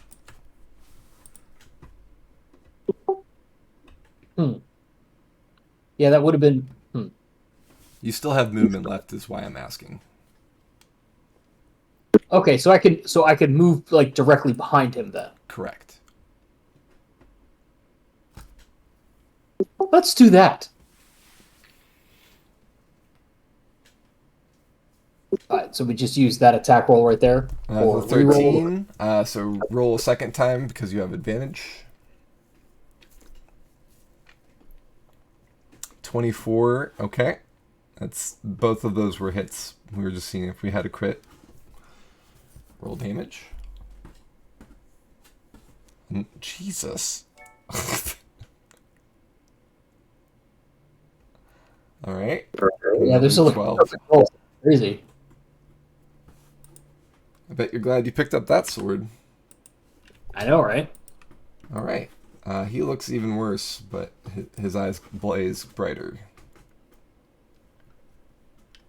All right. Anything else? I'm going to. To anybody that's left, I'm just going to say over the ring. I don't think this is one we can win, boys. Let's try to get out of here if we can. That being said, Zippo, you're up. Right. Zippo again. Let's see here.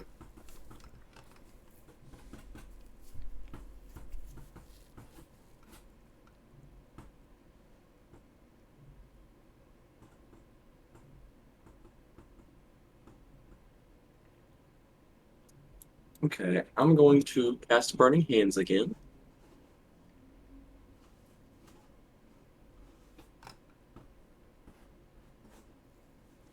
On these two right here, H and G, they need to make dexterity saving throws. Need to be a 50.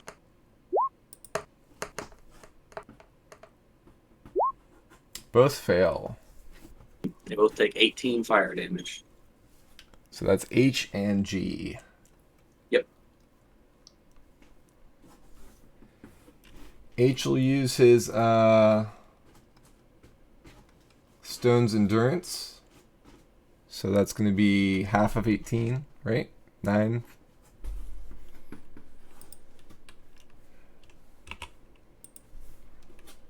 And G just push it, takes the full damage, putting him into glowy eye territory. With that, I'm going to use my bonus action to teleport over to here, pretty much. And then 30 feet of movement to get up to there.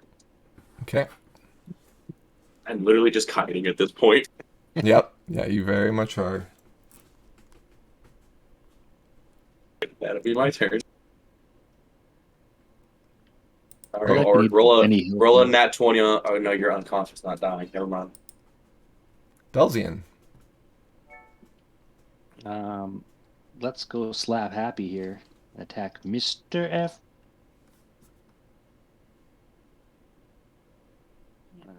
Maybe.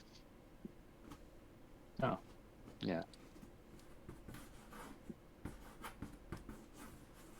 So 14 and 26 both hit. You have advantage on him, by the way, because he's flanked.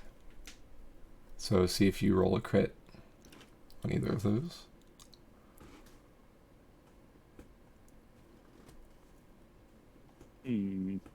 No. Okay, so the first two sticks, so that's 8 and 6, correct?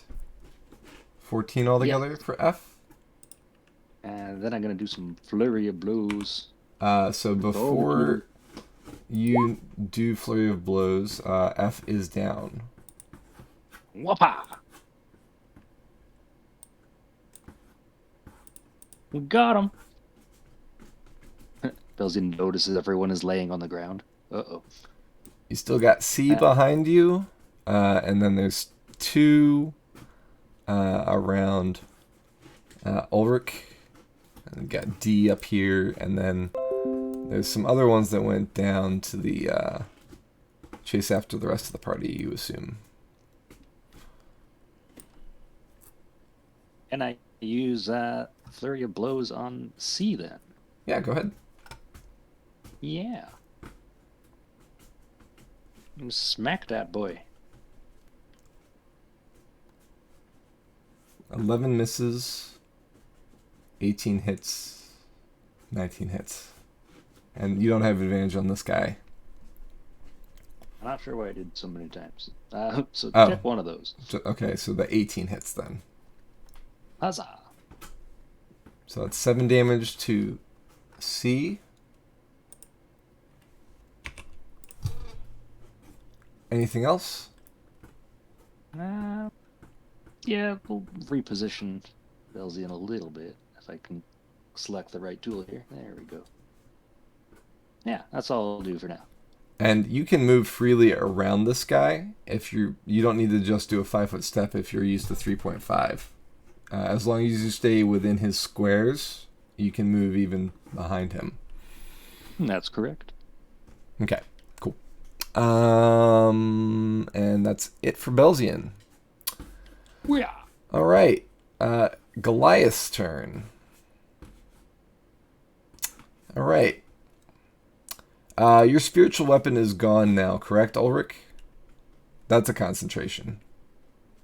It's actually not concentration. It's not gone, but it can't do shit. Right, you can't control it because you're unconscious. Yeah. Okay. I is going to... You know what? Actually, B... It's personal with B. B is going to be the one that's actually hefting you and putting you over his shoulder. D is also going over to Jordan and picking him up as well.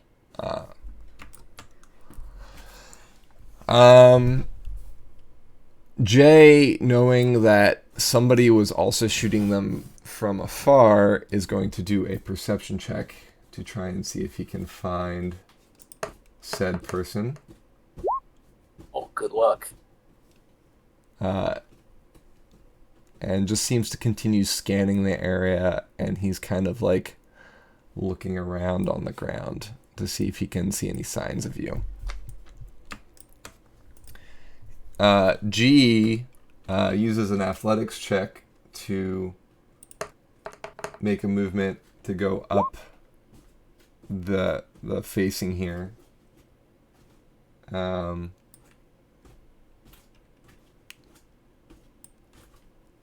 he clambers up using 20 foot of movement to doing that, and he uses another 10 to go after Zippo, throwing his last 2 javelins, because he's been throwing quite a bit of those. The first one he throws into the ground in front of him because he critically failed. But the second one hit Zippo, so I guess the first one was a practice throw. Zippo, you take 10 points of damage as he pierces you with a javelin.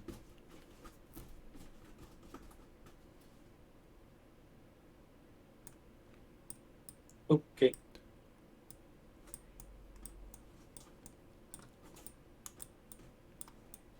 The other one double moves to close, but cannot make an attack.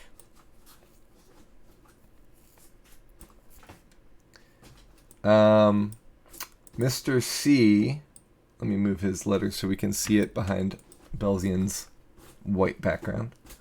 Will attack Belzian.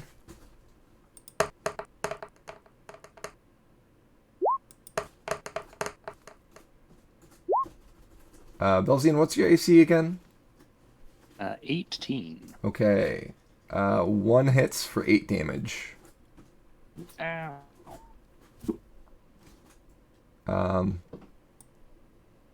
I 1, 2, 3, 4, 5, 6. I think that'll work, right? Let's measure that. Yes. We'll close with Yarvik and make an attack with his great axe. Yarvik, you're 15, right? 16. 16. I'll get there eventually. He succeeds with 1 attack and does 10 damage to you.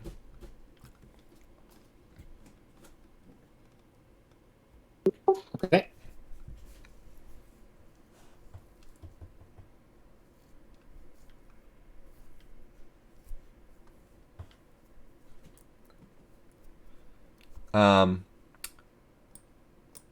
D and B begin bringing their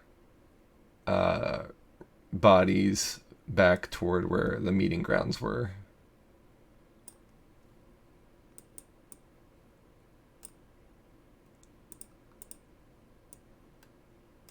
Trying to grab the right things. Yeah, there we go.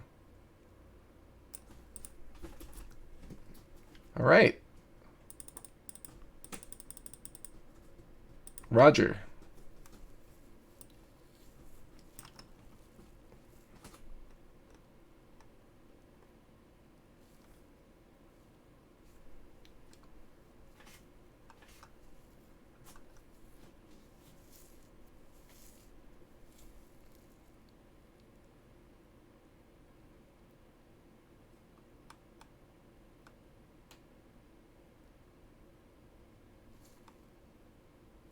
Roger, you might be muted.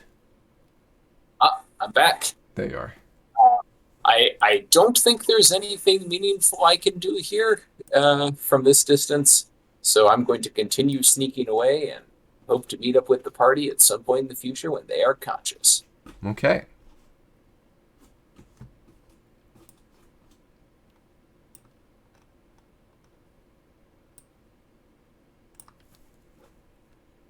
Jordan's unconscious. Yarvik, your turn. All right. Well, since another fellow has appeared in front of me, as if from nowhere. Let me see. What do we got? Everybody's either engaged or carrying somebody. This guy hasn't been damaged yet. Has I taken any damage yet? Let's see. I was new to the fight. He's the one that blew the horn. He is fully... he seems to be untouched from battle. Actually, sorry, she. I is a female Goliath.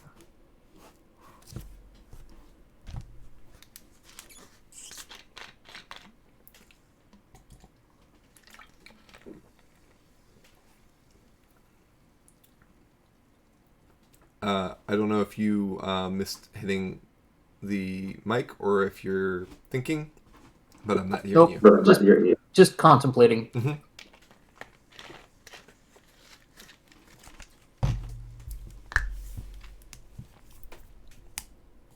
There's no point in this fight. We're just kind of drawing out the inevitable at this point. I mean, you guys are doing. I mean, for 2 people down and 1 person technically down because they're not participating anymore. The 3 of you are still holding your own. You just killed 2 people, so I will give you that.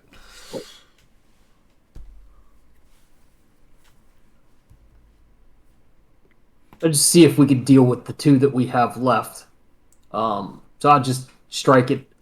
Just strike it I. Okay. That's a hit. Disregard the second roller. 7 damage to I. And then another one. That's a hit.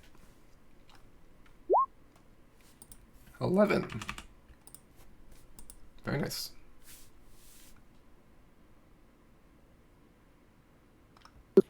And that's it. All right.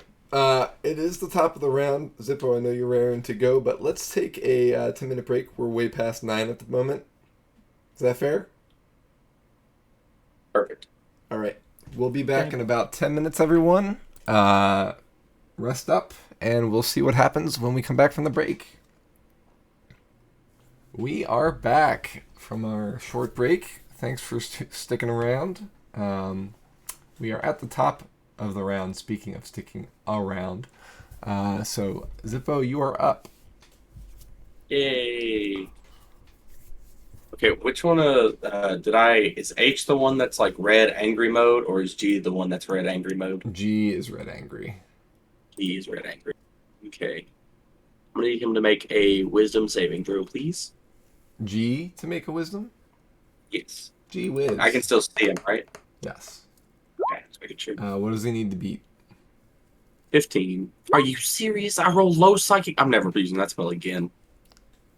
Ever. That spell's garbage. Never again. I rolled a 17. So it takes half damage, so half of 7. So 3 damage to G. Spell. Never again. I'm going to use this to get my 10 feet. Okay. Then I'm going to repeat. Rinse and repeat, baby. Boom. 30 feet away. Okay. That's my turn. So, for those of us who are unconscious, is there saves that we need to make to recover consciousness, or are you unconscious until you're healed? So, I mean, you specified that you wanted them to knock us out. Correct. So I Yes, just you're assumed we weren't incapacitated. doing death. Right. So I just assumed we weren't doing death saving throws. You are not. No. Right. In which case, there's nothing to roll, right? Yes. Except for like a D4 to see how long we're knocked out. Okay. And it's D4 out 1 D4 hours, correct?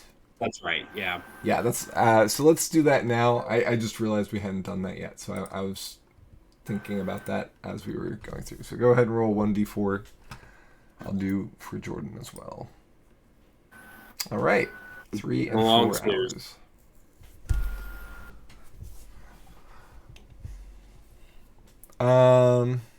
All right. So Zippo has moved. Ulrich is unconscious. Belgian, you're up. Or I'm eating something. Nope. What? Guess what I'm gonna do?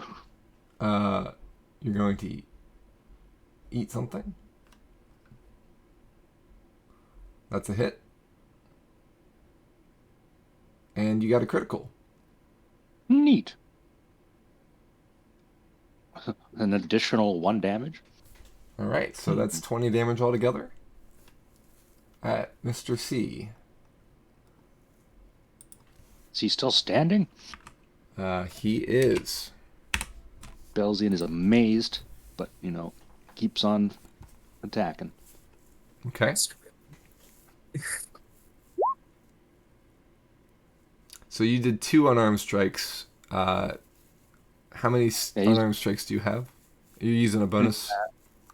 Yeah, I used the 2 as my action, and then I used the third one as a bonus. Okay, cool.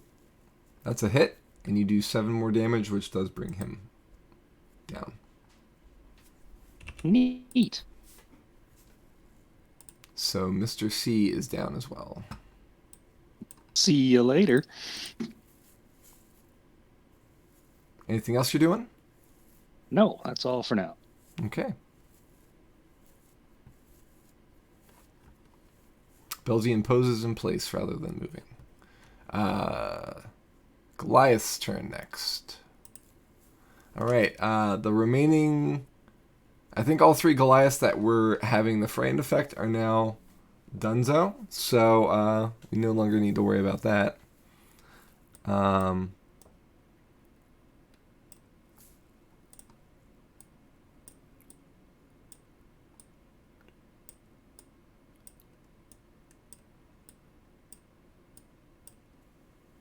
right. I don't know why it's doing that, but there we go. Let's do our attack with Yarvik.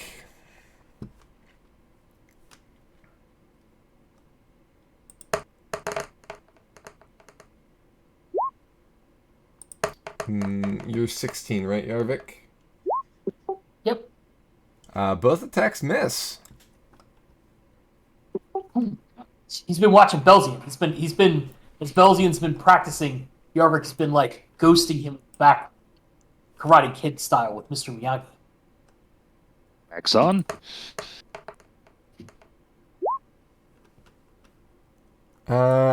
Jay does another perception check, and he's looking for any traces of somebody who might be here. And uses a full move to look around. And does not see Roger.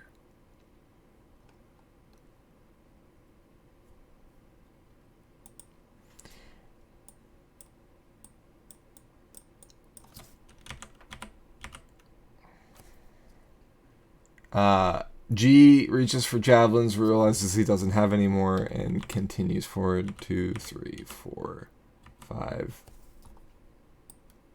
and 6. Trying to get ahead of you.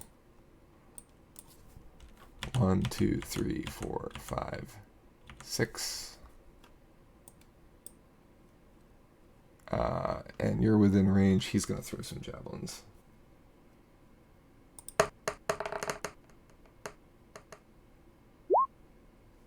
That's a miss. 23 hits, though, and does 5 damage to Zippo.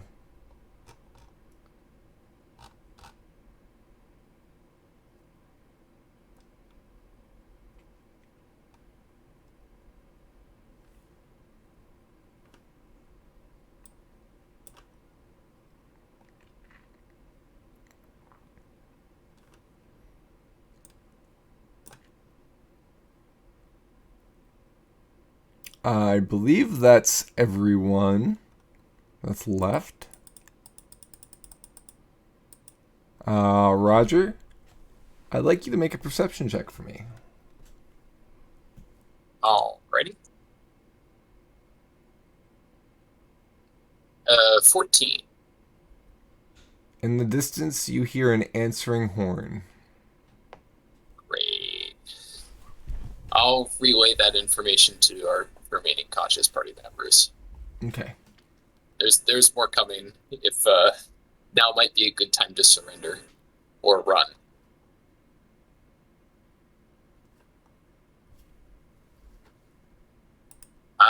Speaking of surrendering or running, I can tell that Jay is like still looking for me, but not really looking in the right place.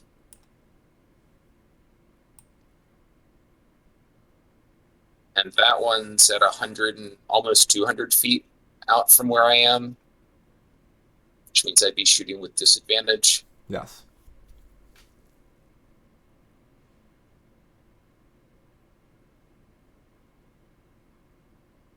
But you would get sneak attack if you hit. You can't get sneak attack if Oh you have yeah, disadvantage. fair. Yeah, you're right. Mm-hmm. Yep. Forgot about that fact. I would have to have advantage in some way to cancel it out, which I guess I have because I'm hidden. So I could sneak attack, technically. I just don't get advantage. I could dash way closer and draw the attention of Jay here, but that sounds like a terrible idea.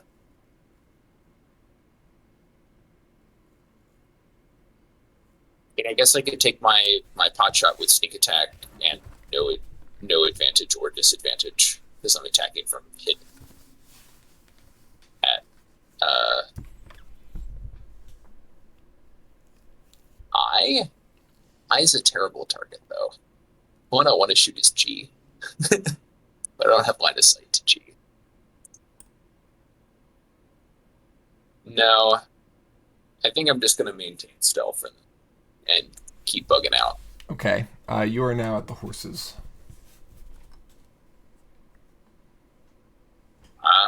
If I can get them away and into hiding, I will.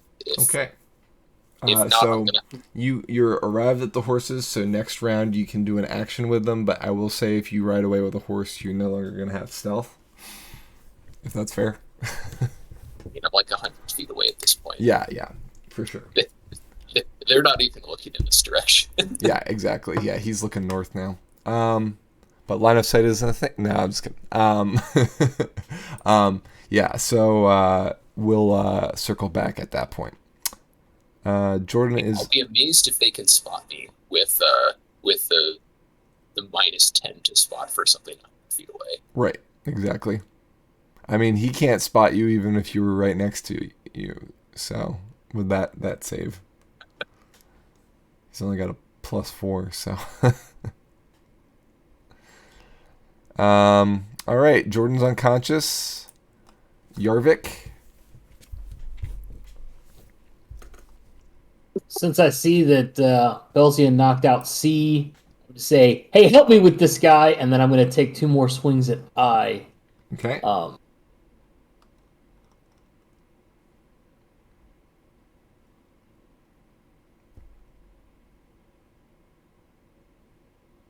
That's a hit for 12 again. Wow. I need to take the sword away from him. This sword is a great investment. As in, cost me nothing. Worth every cent. Second attack, a 15 hits.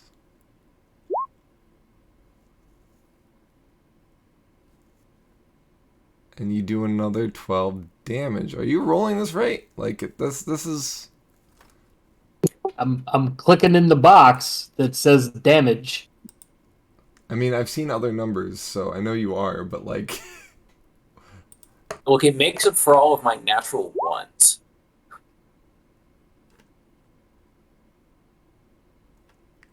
All right. Well, yeah, it works fine. Had to do the DM's test.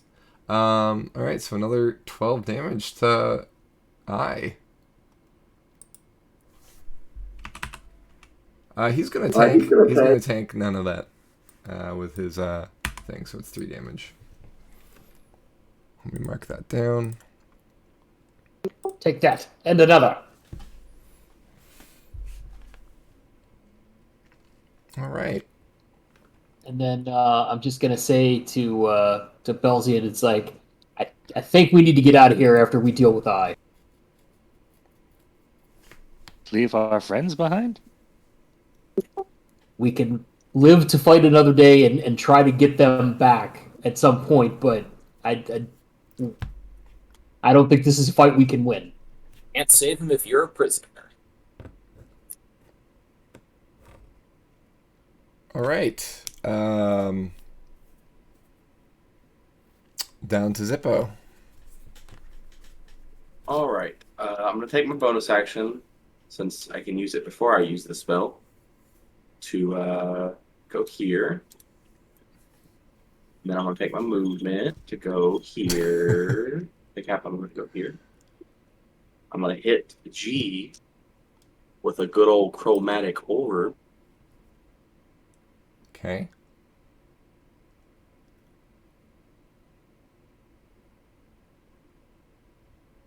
Oh, I don't think I hit with an 11. You don't. One time I roll a difference. I just need to stop casting spells. It's just. Do you have Not my thing. inspiration? Can you reroll? Do I do have an inspiration. Hey, good looking out. Oh, it's a nat 20 with inspiration, baby. Let's go. Nice. So total damage is 16 plus 3 is 19 plus 12. That's 31, right? Yep, 31 damage to G. And what damage is chromatic? I chose fire damage. Okay. G explodes in a ball of fire.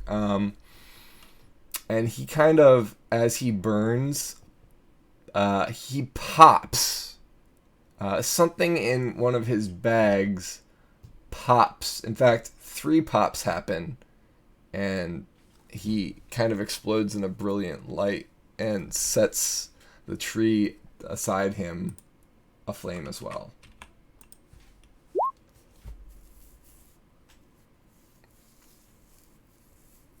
Perfect. All right. And then since Brunhild's there, I'm going to tell Brunhild Yeah. to... Actually, yeah, you're right. Brunhild is what, right here? Yeah, she was like right here whenever I started the teleporting idea. So I'm going to tell Brunhild just to book it as far as she can until she finds Roger. And I Yeah. will point in the of our horses, because I'm sure she remembers where our horses were. Or at least a general direction. And then over the ring, I'm going to be like, Roger, I'm sending Brunhild to you in case we get captured. Oh, goody, a snack. I will kill you. And then I think Mastiffs have a set around a movement 25 feet. Looking it up right now.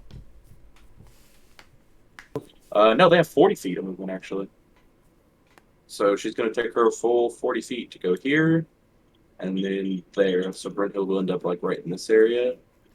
And so to draw her, she's going to be a cute little circle. And she can double move, so you could use Oh, both. yeah, she can. So that's another 40. So she's going to get here. I can't move the circle. That's dumb. Here? Or Yeah. here? I think here would be... Yeah, Along that's the 40 road. thing. Okay. I'll give you permission to... Oh, I guess I can't do it for the shape. Oh, I figured out how to move it. I just had to like hover over it and select it with Okay, like the little cool. draw thing. Alright. That'll be my turn. Alright, Ulrich is unconscious still. Belzian. Yeah, it looks like you could use a hand here. Or a couple, A flurry of them, even. perhaps. So that's my regular action attack. I think they both hit for 14. They do. Yeah. And use some of that sweet, sweet key. Well, one of them. One flurry. Yep, one of the flurries. So 14 plus 6 is 20. And that's against I. Aye, aye.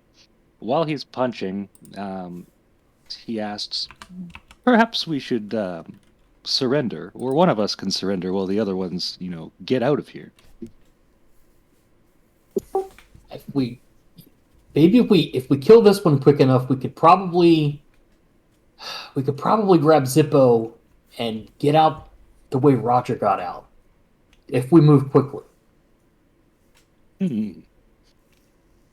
Well, let's go then. And that's all Belzian can do for his turn as well. Okay. So the Goliath's eyes grow red. What's he smoking?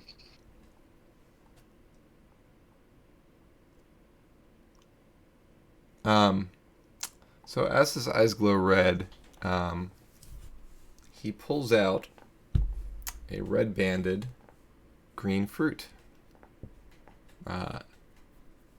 It's a familiar-looking red-banded green fruit that both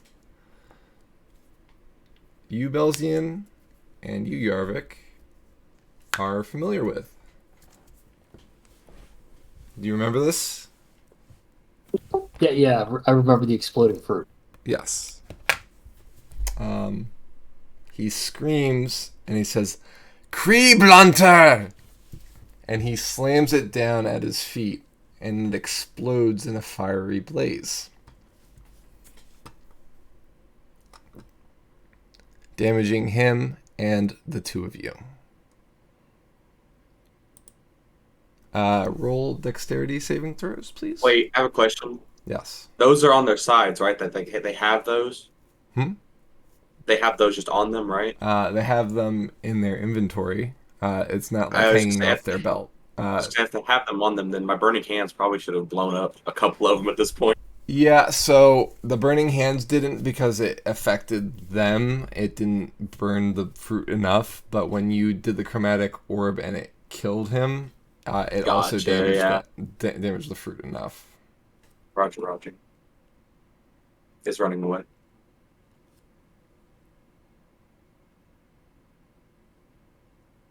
All right. Neither of you make the save and take 5 points of damage. Could have been worse. Weird flex, but okay. He's still good too, actually.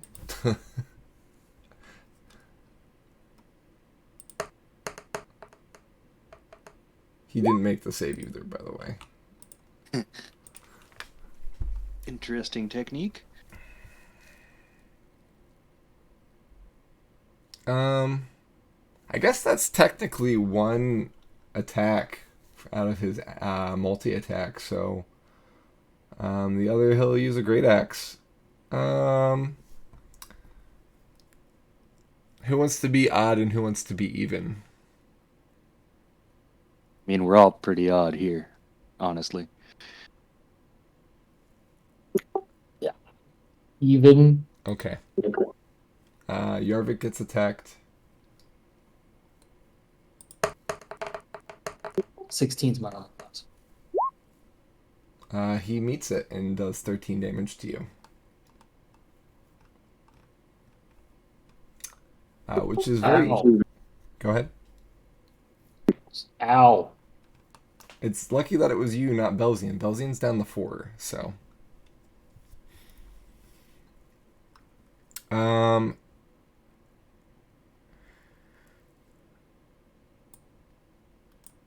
H...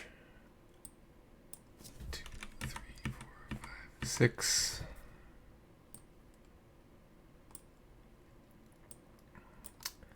starts yelling at you in Giant, which of course you don't understand. If you're trying to say something to me, you gotta say it correctly. I can't understand your barbaric speech. He spits at you in common and says, "Elven spy." I'm not even an elf, my dude. Why would I work for the elves? And he You started this. he closes with you.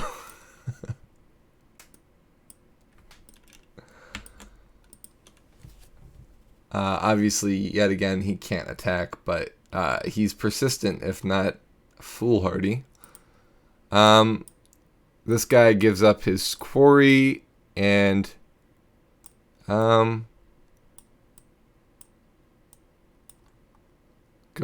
goes over to the dog to figure out what's going on with the dog. Since the dog has made no threat against the Goliath, he has not attacked it, but he tries to... does Brynhild have a collar or anything on her? She has my saddle. Okay, he tries to grab at that to stop her from moving any further. So he's making a grapple attempt against her. So I guess that's going to be an opposed athletics check, or Yeah, I'm looking up her stat block now. She has a +1 to strength over beat her athletic. Or is like, yeah. all right, beat a 16. She does not. She has a 15. He holds her in place as she tries to escape. And he kind of shouts out toward the rest of the battle something in giant while he holds the dog aloft. Okay, I now have a new target. I was gonna mess up H, but J's just gotta die apparently. Man, over here threatening something he shouldn't be. Oh, he's not threatening. I don't understand what he said, so it's a threat to me. At least he's not holding a weapon to it at the moment. To her, excuse me. Roger, you are now at the horses. Yeah, I'm gonna lead them out of line of sight if I can. If I'm remembering correctly, we had these in front of some trees on a ridge. So. Oh no, that was a while ago. So you guys came down from the ridge, went into the valley, were inspecting like pillars that look similar to pillars that you encountered earlier, and ended up going. You heard the party. Party. Is there something I can lead the horses behind? Yeah, okay. you have their leads, so you can take the group of them. They're gonna create noise, and you're not gonna be able to mask their travel, but you'll be able to get them out. Yeah, we'll get the horses out of line of sight before I get ready to mount them and drive them away. Okay.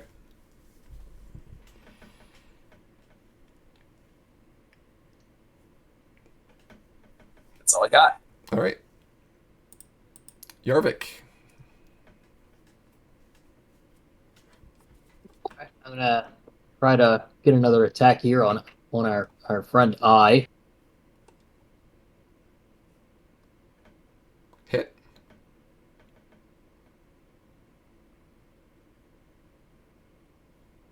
Eight damage. He is still up. All right, I'll take one more. She is still up. I Yeah, have it's some that are leads. delineated as male and some that are female, and I keep looking at the wrong ones. And you have a critical. Yeah. Take that. All right, so now I roll. What do I roll? Another attack. Mhm. Is that No, No, if you just click the damage, it'll do it for the crit. yeah, click the damage. You just click the thing to do damage. Oh, it didn't do it on yours. Oh, Yeah. there you go. Yeah, so it's 9 plus 2. So 11. All right, so you unceremoniously pierce the Goliath in what you were trying to be the face, but you're kind of a small guy compared to her. So you end up stabbing her in the stomach, torso area, and she dies.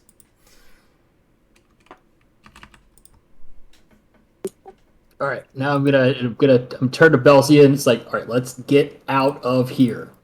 Try to grab Zippo on the way. Let's go.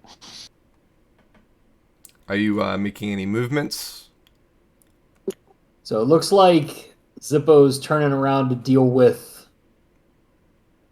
Broomhild. So I think we go northwest through the trees and then kind of circle around. Yeah, I'm going to do, what is it, 30 feet, so it's 15 blocks, right? Mm-hmm. 30 feet is they're 5-foot blocks, so it would be 6. You can do 12 if you double move, but you can't because you've already done an attack, so you can only do 6. Right. So let's just do, that's good? So if we use the ruler, You can go one more. Cool. I'm good. Zippo. How hurt does H look? I think I've hit him at least once or twice. He's probably not real H does hurt. not but- have glowy eyes. I think I've got 18 damage. I might have missed one attack or two, but Okay, gotcha. I'm going to use my special ability to get over here, so I'm not in his attack range. Go 30 feet right here. And just to be sure, nobody's hit J yet, right? Not that you know of. Okay. In fact, Okay, Jay's let's the see. only one that's not hit yet.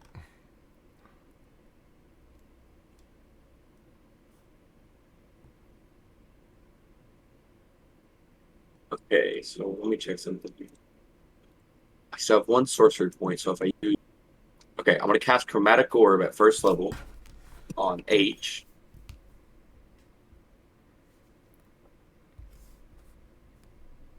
19 hits. Does 21 total damage. Okay, on H. Yep. And that's just another chromatic orb. Yep, And all there's no fire save for damage. that, right? Nope. Okay. H's eyes glow red. And then I'm going to use my last sorcery point for a twin spell. Twin Chromatic Orb, and now I can check the Orbiting Twin spell. And chromatic orb's the first level? Yep, so I have one spell slot left. Or not spell slot, but Sorcery sorcery point. point.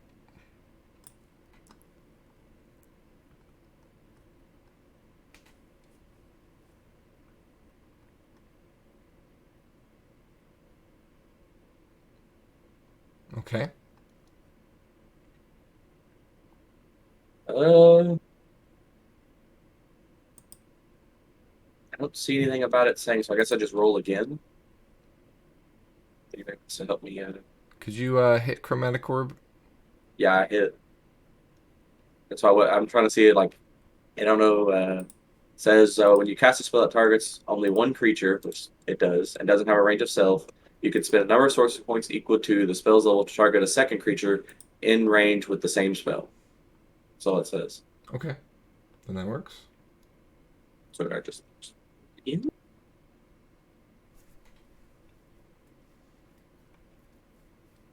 So, and it misses awfully. It does.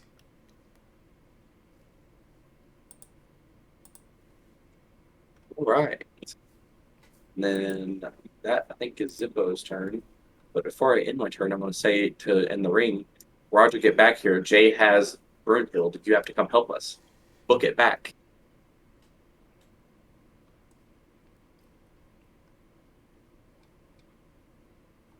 Yeah, that's my turn. All right.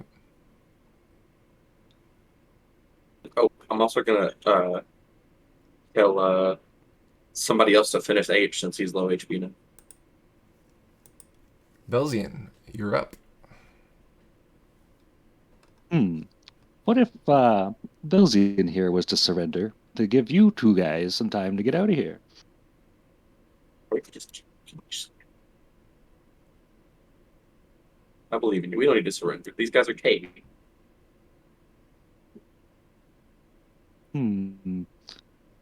Well, I think running towards the northwest seems as good a plan as ever.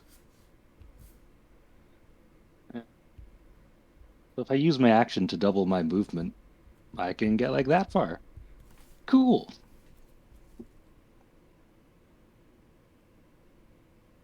Zoomies. Into the ring, Belzian notes to Roger, maybe stay put, because some of us will come see you. And that's all Belzian can do for his turn right now. Okay. All right.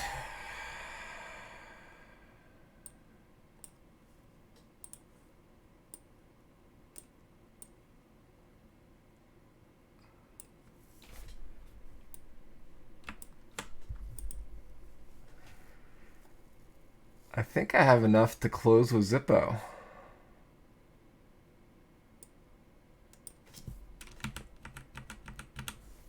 I Only do. one of my 2 teammates would have killed him.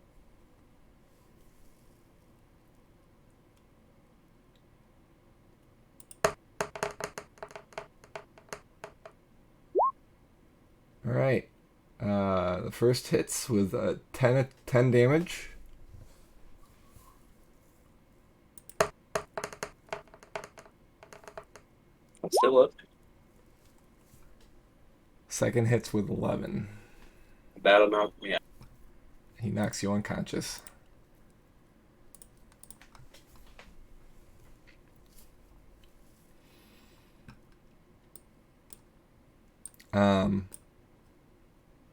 Jay begins bringing the dog back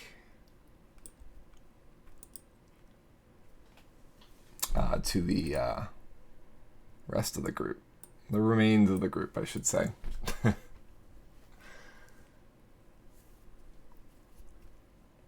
And believe it or not, that's it, because I literally have 4 guys left now. So, very well done. We could have easily won that if Roger shot and if somebody killed H, so I didn't get attacked.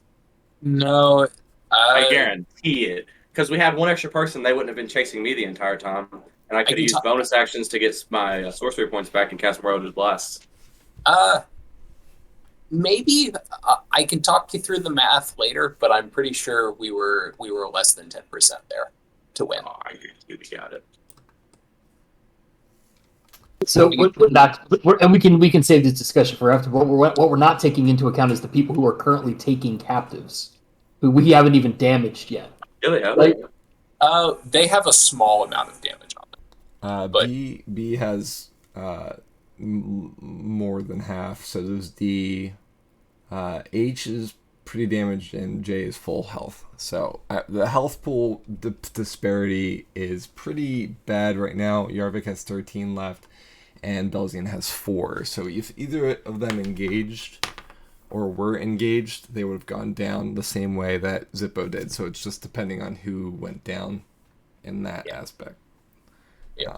Realistically, Roger can take probably 5 hits in total, which is, I think, 3 attack actions from them, assuming they miss once. And Jay's wasted 3 turns, so I've taken effectively the 5 hits there. That's fair. Yeah, you did distract Jay quite a bit, which got him out of combat, which kept him from getting hurt, but it also kept him from hurting other people. So, I mean, that's fair. And also, statistically, I think I hit 3 of the 4 shots I didn't take, which doesn't take down any of these guys. Anyway, we're back up to Yarvik. so I'm just going to use Zephyr Strike so I can get the double movement speed, which I think gives me so base. It's walking speed is increased by 30 feet until the end of the turn. So I guess I can go 60 feet.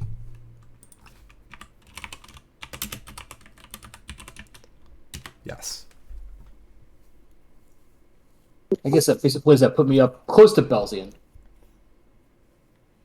If we measure, if you can do 60, then you can go right next to Belzian. Does Zephyr Strike take an action to cast? Or is it a bonus action? Because if it's a bonus action, you can double your move, and then you'll have 120 feet of movement. That's a good point. It says bonus action. Then you can use your action and get another 60 feet of movement. And that can get you to here. Yeah, let's do that. I'm going to ask Belzian if he wants a heal before I take off. Well, you use your bonus action, so if you go to take off, you won't, or if you go to heal him, you take an action, so you won't be able to take off. Well, that's Maybe the later. question. Do you think you're all right? I'll be fine. All right, meet you there. So, Yarvik, you get here. Yeah.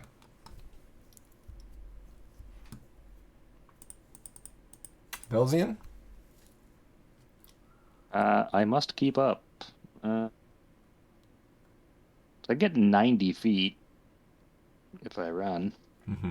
which I think would get me to at least the left of the map, Yes. Okay. barring catastrophe. So, with each of the Goliaths having a quarry, I'm out for 1 hour, by the way. okay, thank you. With each of the Goliaths having a quarry, they bring the group that they have back to where they started, and blah, blah, blah. The other two, I assume, Roger, you let them find you? Or make yourself known to them? If Belzian and Yarvik aren't being followed, It does not appear to be the case at the moment. I'll direct them to where I am without exposing myself to the Goliaths that I know about at least. Okay. And by the way, the horn that you heard in response was north of you. Yep. So, who wants to go south?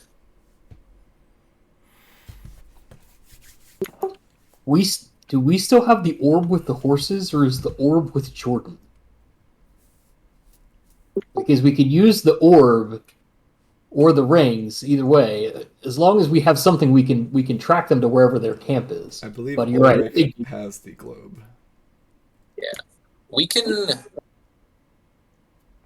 If we hunker down and don't go too far, we can try and track them by waiting for them to wake up and asking them what they've seen. But Okay. it's gonna be tricky. Assuming the Goliaths don't take the ring. Sorry, go ahead.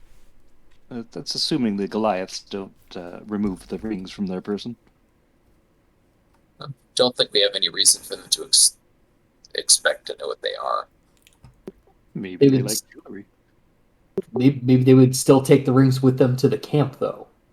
I think the goal needs to be tracking them back to wherever this camp is, or wherever they would take them, and then see if we could figure out how to get them out of there.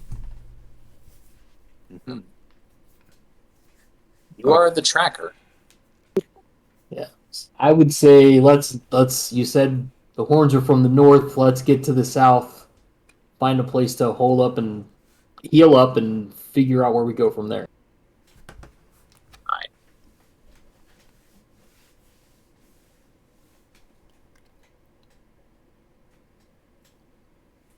Yeah, take a bit of a rest when we can, and then try to get our friends back. Okay, so what I'm gonna speak to the other group now that we're out of combat. Zippo, Jordan, and Ulrich, you are all three bound, both hand and foot, and the Goliaths begin to make preparation to start traveling north and begin moving in that direction. They do not tie up the dog. Brunhild is just kind of carried, and Brunhild is slightly terrified at being handled in this way, being used to a quite smaller kind of person, and is strangely compliant for fear of these large creatures who are handling her. They just have to wait till I wake up. They're getting it.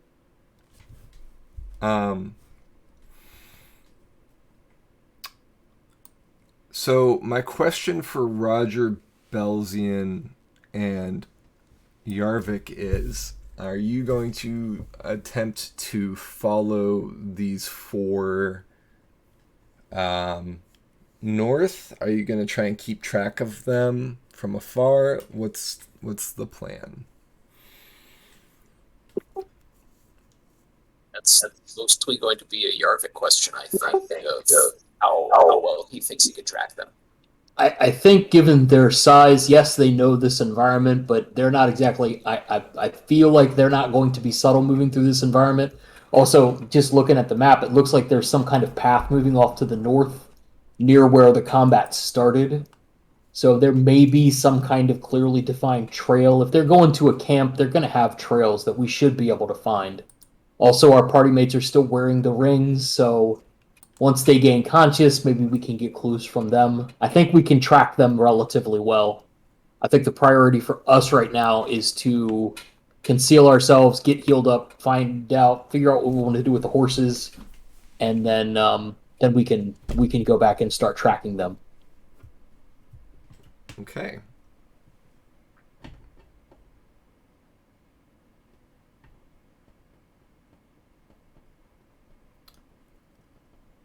Tough part is going to be like actually doing tracking with horses. If we think the Goliaths are dead, Yeah, they may not be the biggest things in this environment.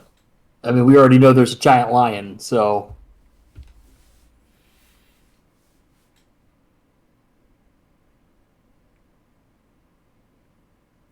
An hour later, Zippo. I'm gonna fast forward a little bit if that's okay. If you guys are resting, I'm assuming you're taking a short rest.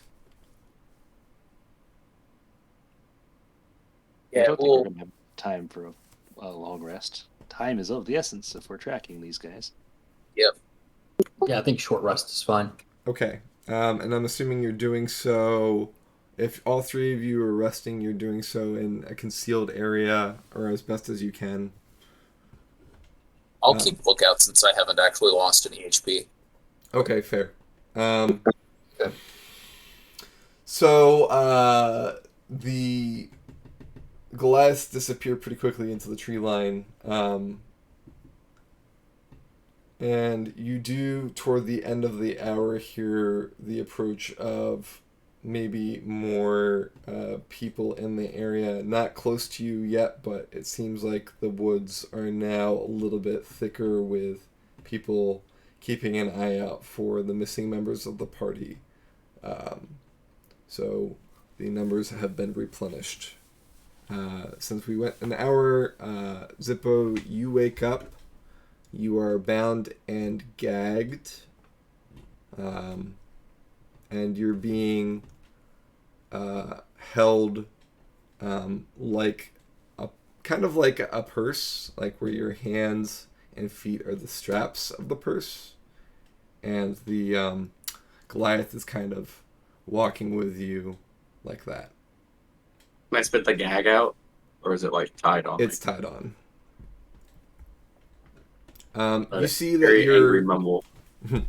you see that your dog is being similarly carried by the same Goliath. One Goliath has its hands completely free and is keeping a watchful eye as it leads the remains of his party higher into the mountain range. You are at a higher level of elevation than when you were knocked unconscious. I still like think thoughts on the ring. Yes. I'm gonna think thoughts in the ring and see if like is anybody there to like all the party members that have their. The party can hear you at least for now.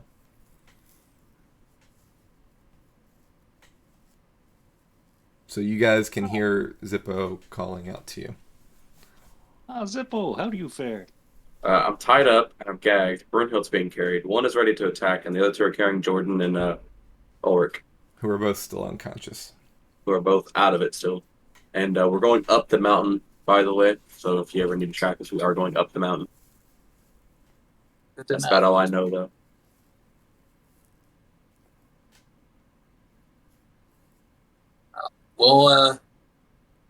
We'll be following on as soon as we can. It seems like there are more of them coming. Okay. And then after we finish talking on the ring, Zippo's gonna like trying to start talking to them, but like through the gag. He's like, ah, no, no, no, no, no, no. So, like, shake They my head kind as of they take the gag out. none of them acknowledge your actions. They don't even like speak to you in common. They just keep carrying you. You can see in the distance that one of the fires that you spotted the previous day is glowing closer. It seems to be the path that you're traveling up to. It's Alright. still a couple miles away, but it seems to be a fortress, and I don't like a fortified grouping of structures on the top of one of the peaks of this area. Okay, I'll relay that information back. Okay, we're going to one of the fires we spotted. It seems to be like a makeshift. And then, as you say, encampment. makeshift, you cut off as you go outside of the mile range.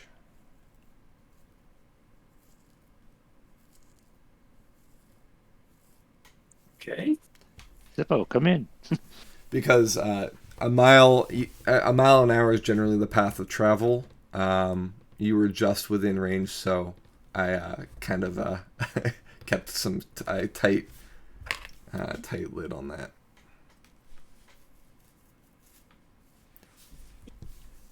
Okay.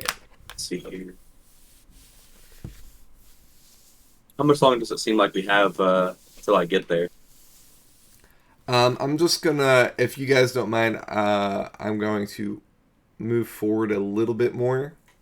We can Yes. kind of figure out what Belzian, Yarvik, and Roger do in that time, based on the fact that I know whatever they do, it's not going to affect what happens next for the three that are heading toward this fortification, right? So, In the time that we skip ahead, I know I'm being carried, and I don't know Yes. if it'll work, but would I be able to take a short rest? I'll let you know about that. Okay. So after 4 hours, so everyone is now awake that could be. You're both Jordan and Ulrich are also bound and gagged. You are brought into this encampment, which seems to be made out of maybe what one time were ruins, but there are a few structures made out of stone and thatched wooden roofs, as well as caves that are cut into the peak itself. There are also cut tree logs that are impaled into the ground to make makeshift fortifications. And you get a brief glimpse of many campfires around this fortification of many Goliaths, who seem to be gathering to prepare for a battle. Some are even constructing some siege equipment of some kind that is portable enough for them to be able to utilize. You see off in the distance that there are trails of other, because it's starting to get a little bit darker out, trails of torchlight heading southward, southeast, in trails. So it seems like that seems to be the path of destination for at least some of these Goliaths that are preparing. But while you're observing this, you are taken into a cave-like area where there are you are dropped into 15-foot holes that have a pail at the bottom as well as a bedroll. They seem to be dug straight down, and a wooden grating gets slammed down on top of the hole. Each of you are okay. So yeah, each of you are in a different hole. Zippo, you are with Brunhild. They drop Brunhild in with you. Are we untied? No. Are we ungagged at least? No. Okay. Are they still standing over us?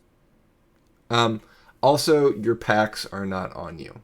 They have taken your packs and weapons. So you just have your basic equipment. Your rings are still on, though.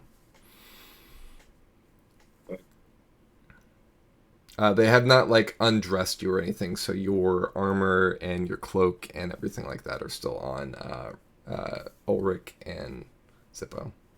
So, Ulrich, you still have your, was it chainmail, plate armor? They give us plate. And Zippo, you still have your cloak of many things. Gosh. Hold on, let me check something here.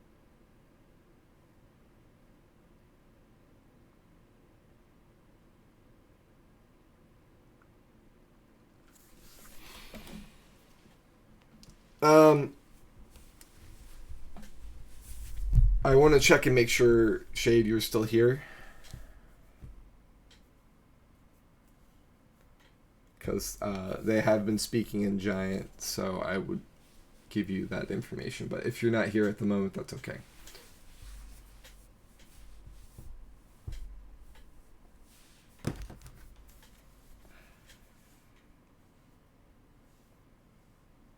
All right, we'll circle around with that then.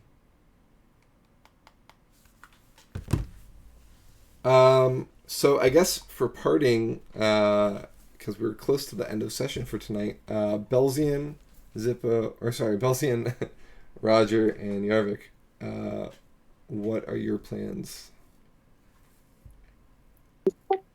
So I guess the difference between a short rest and a long rest is 4 hours. A long rest is 8 hours.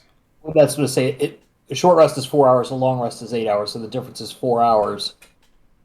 Does the 4 hours? What's that? Short rest is 1 hour. Oh, short rest is only 1 hour. It's technically 1 hour for us, but usually it's 4. Ah, okay. It's 1 hour. I use the Matthew Mercer rule for 1 hour because, or maybe wait. Actually, you know what? I might be incorrect on that. Matthew Mercer might be 10 minutes. Say, I thought the shortened rules were that a short rest was 15 minutes and that 1 hour was. Yeah, it's 1 hour. I was right. Yeah, so I was right originally, and then I second guessed myself, and yeah. So Matthew Mercer does 10 minutes to keep things kind of quick. It's 1 hour. So do we take the 1 hour, or do we fully rest and recharge, get our spells back, and make a hard push? I feel like wherever they're going, they're not going that far. It's up to you how effectively you think you can track them.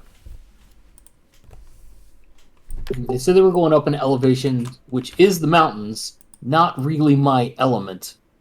But You have more experience than us. I don't think they're going to be I just don't think they're going to be that hard to find. The problem is going to be, it's not going to be finding them. It's going to be getting them out. That's going to be the hard part. We're going to be dodging whatever these parties are looking for us. That's going to be the challenging part. And I think I'd probably rather do that on a full rest when we have our health and we have our spells. Okay. I'm assuming we can't take the horses with us, then. I think we're going to have to travel light. Whether that means cutting them loose or leaving them here to be found, I don't know.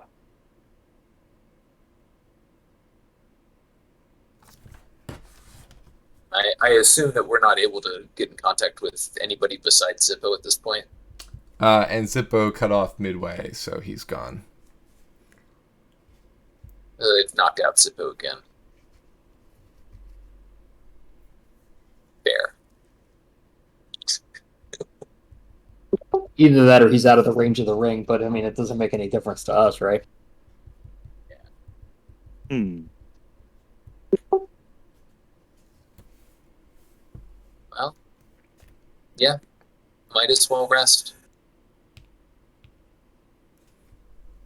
I don't need to take a particularly long rest, so I can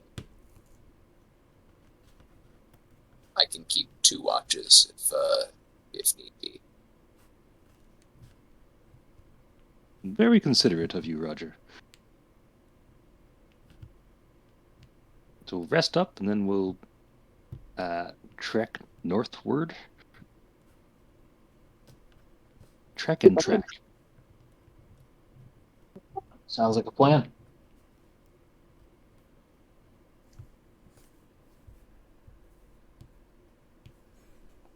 All right, and with that, I think we'll call it for tonight.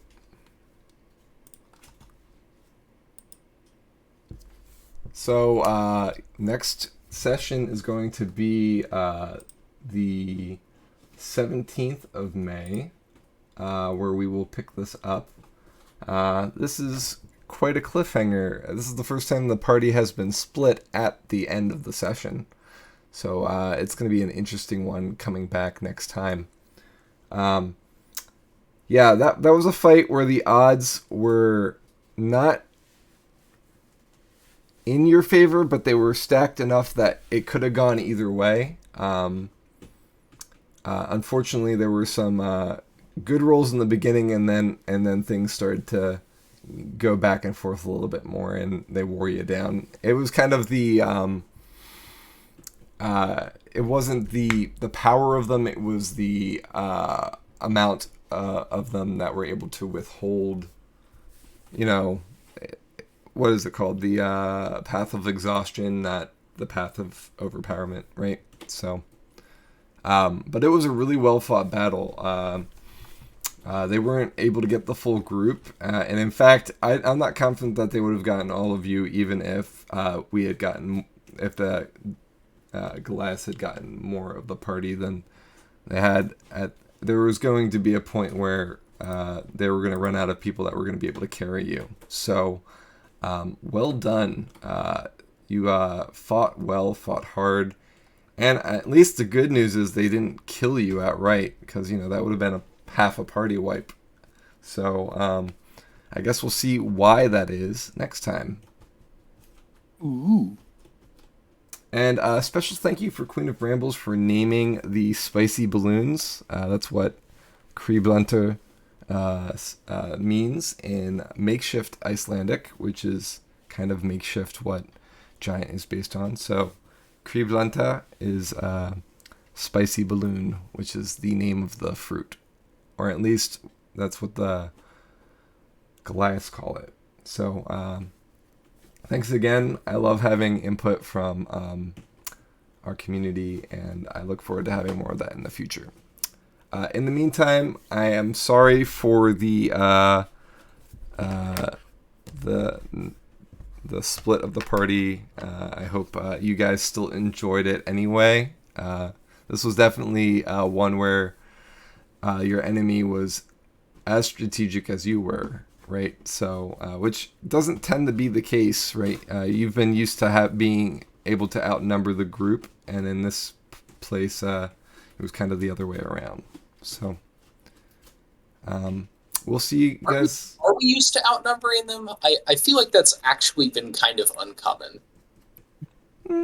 I mean, I guess the goblins definitely outnumbered you, but like the fight Also, in the fight capital, in the throne room. the fight in the throne room was it was almost even. It was actually you had one more than they did. We only had that because we got Marius on our side. Fair. The fight in the village, there were a lot more of them in the village. That's fair. Okay, fair enough. Fair enough. Well put. I stand or sit corrected. But yeah, we will see you in 2 weeks. Everybody's good for the 17th, correct? Yep. Should be. Should be? Okay. Yeah. Yep. All right, we'll see you at 7 p.m. Eastern Standard Time here on the channel. Thanks for joining us out there in Twitchland, and have a good night.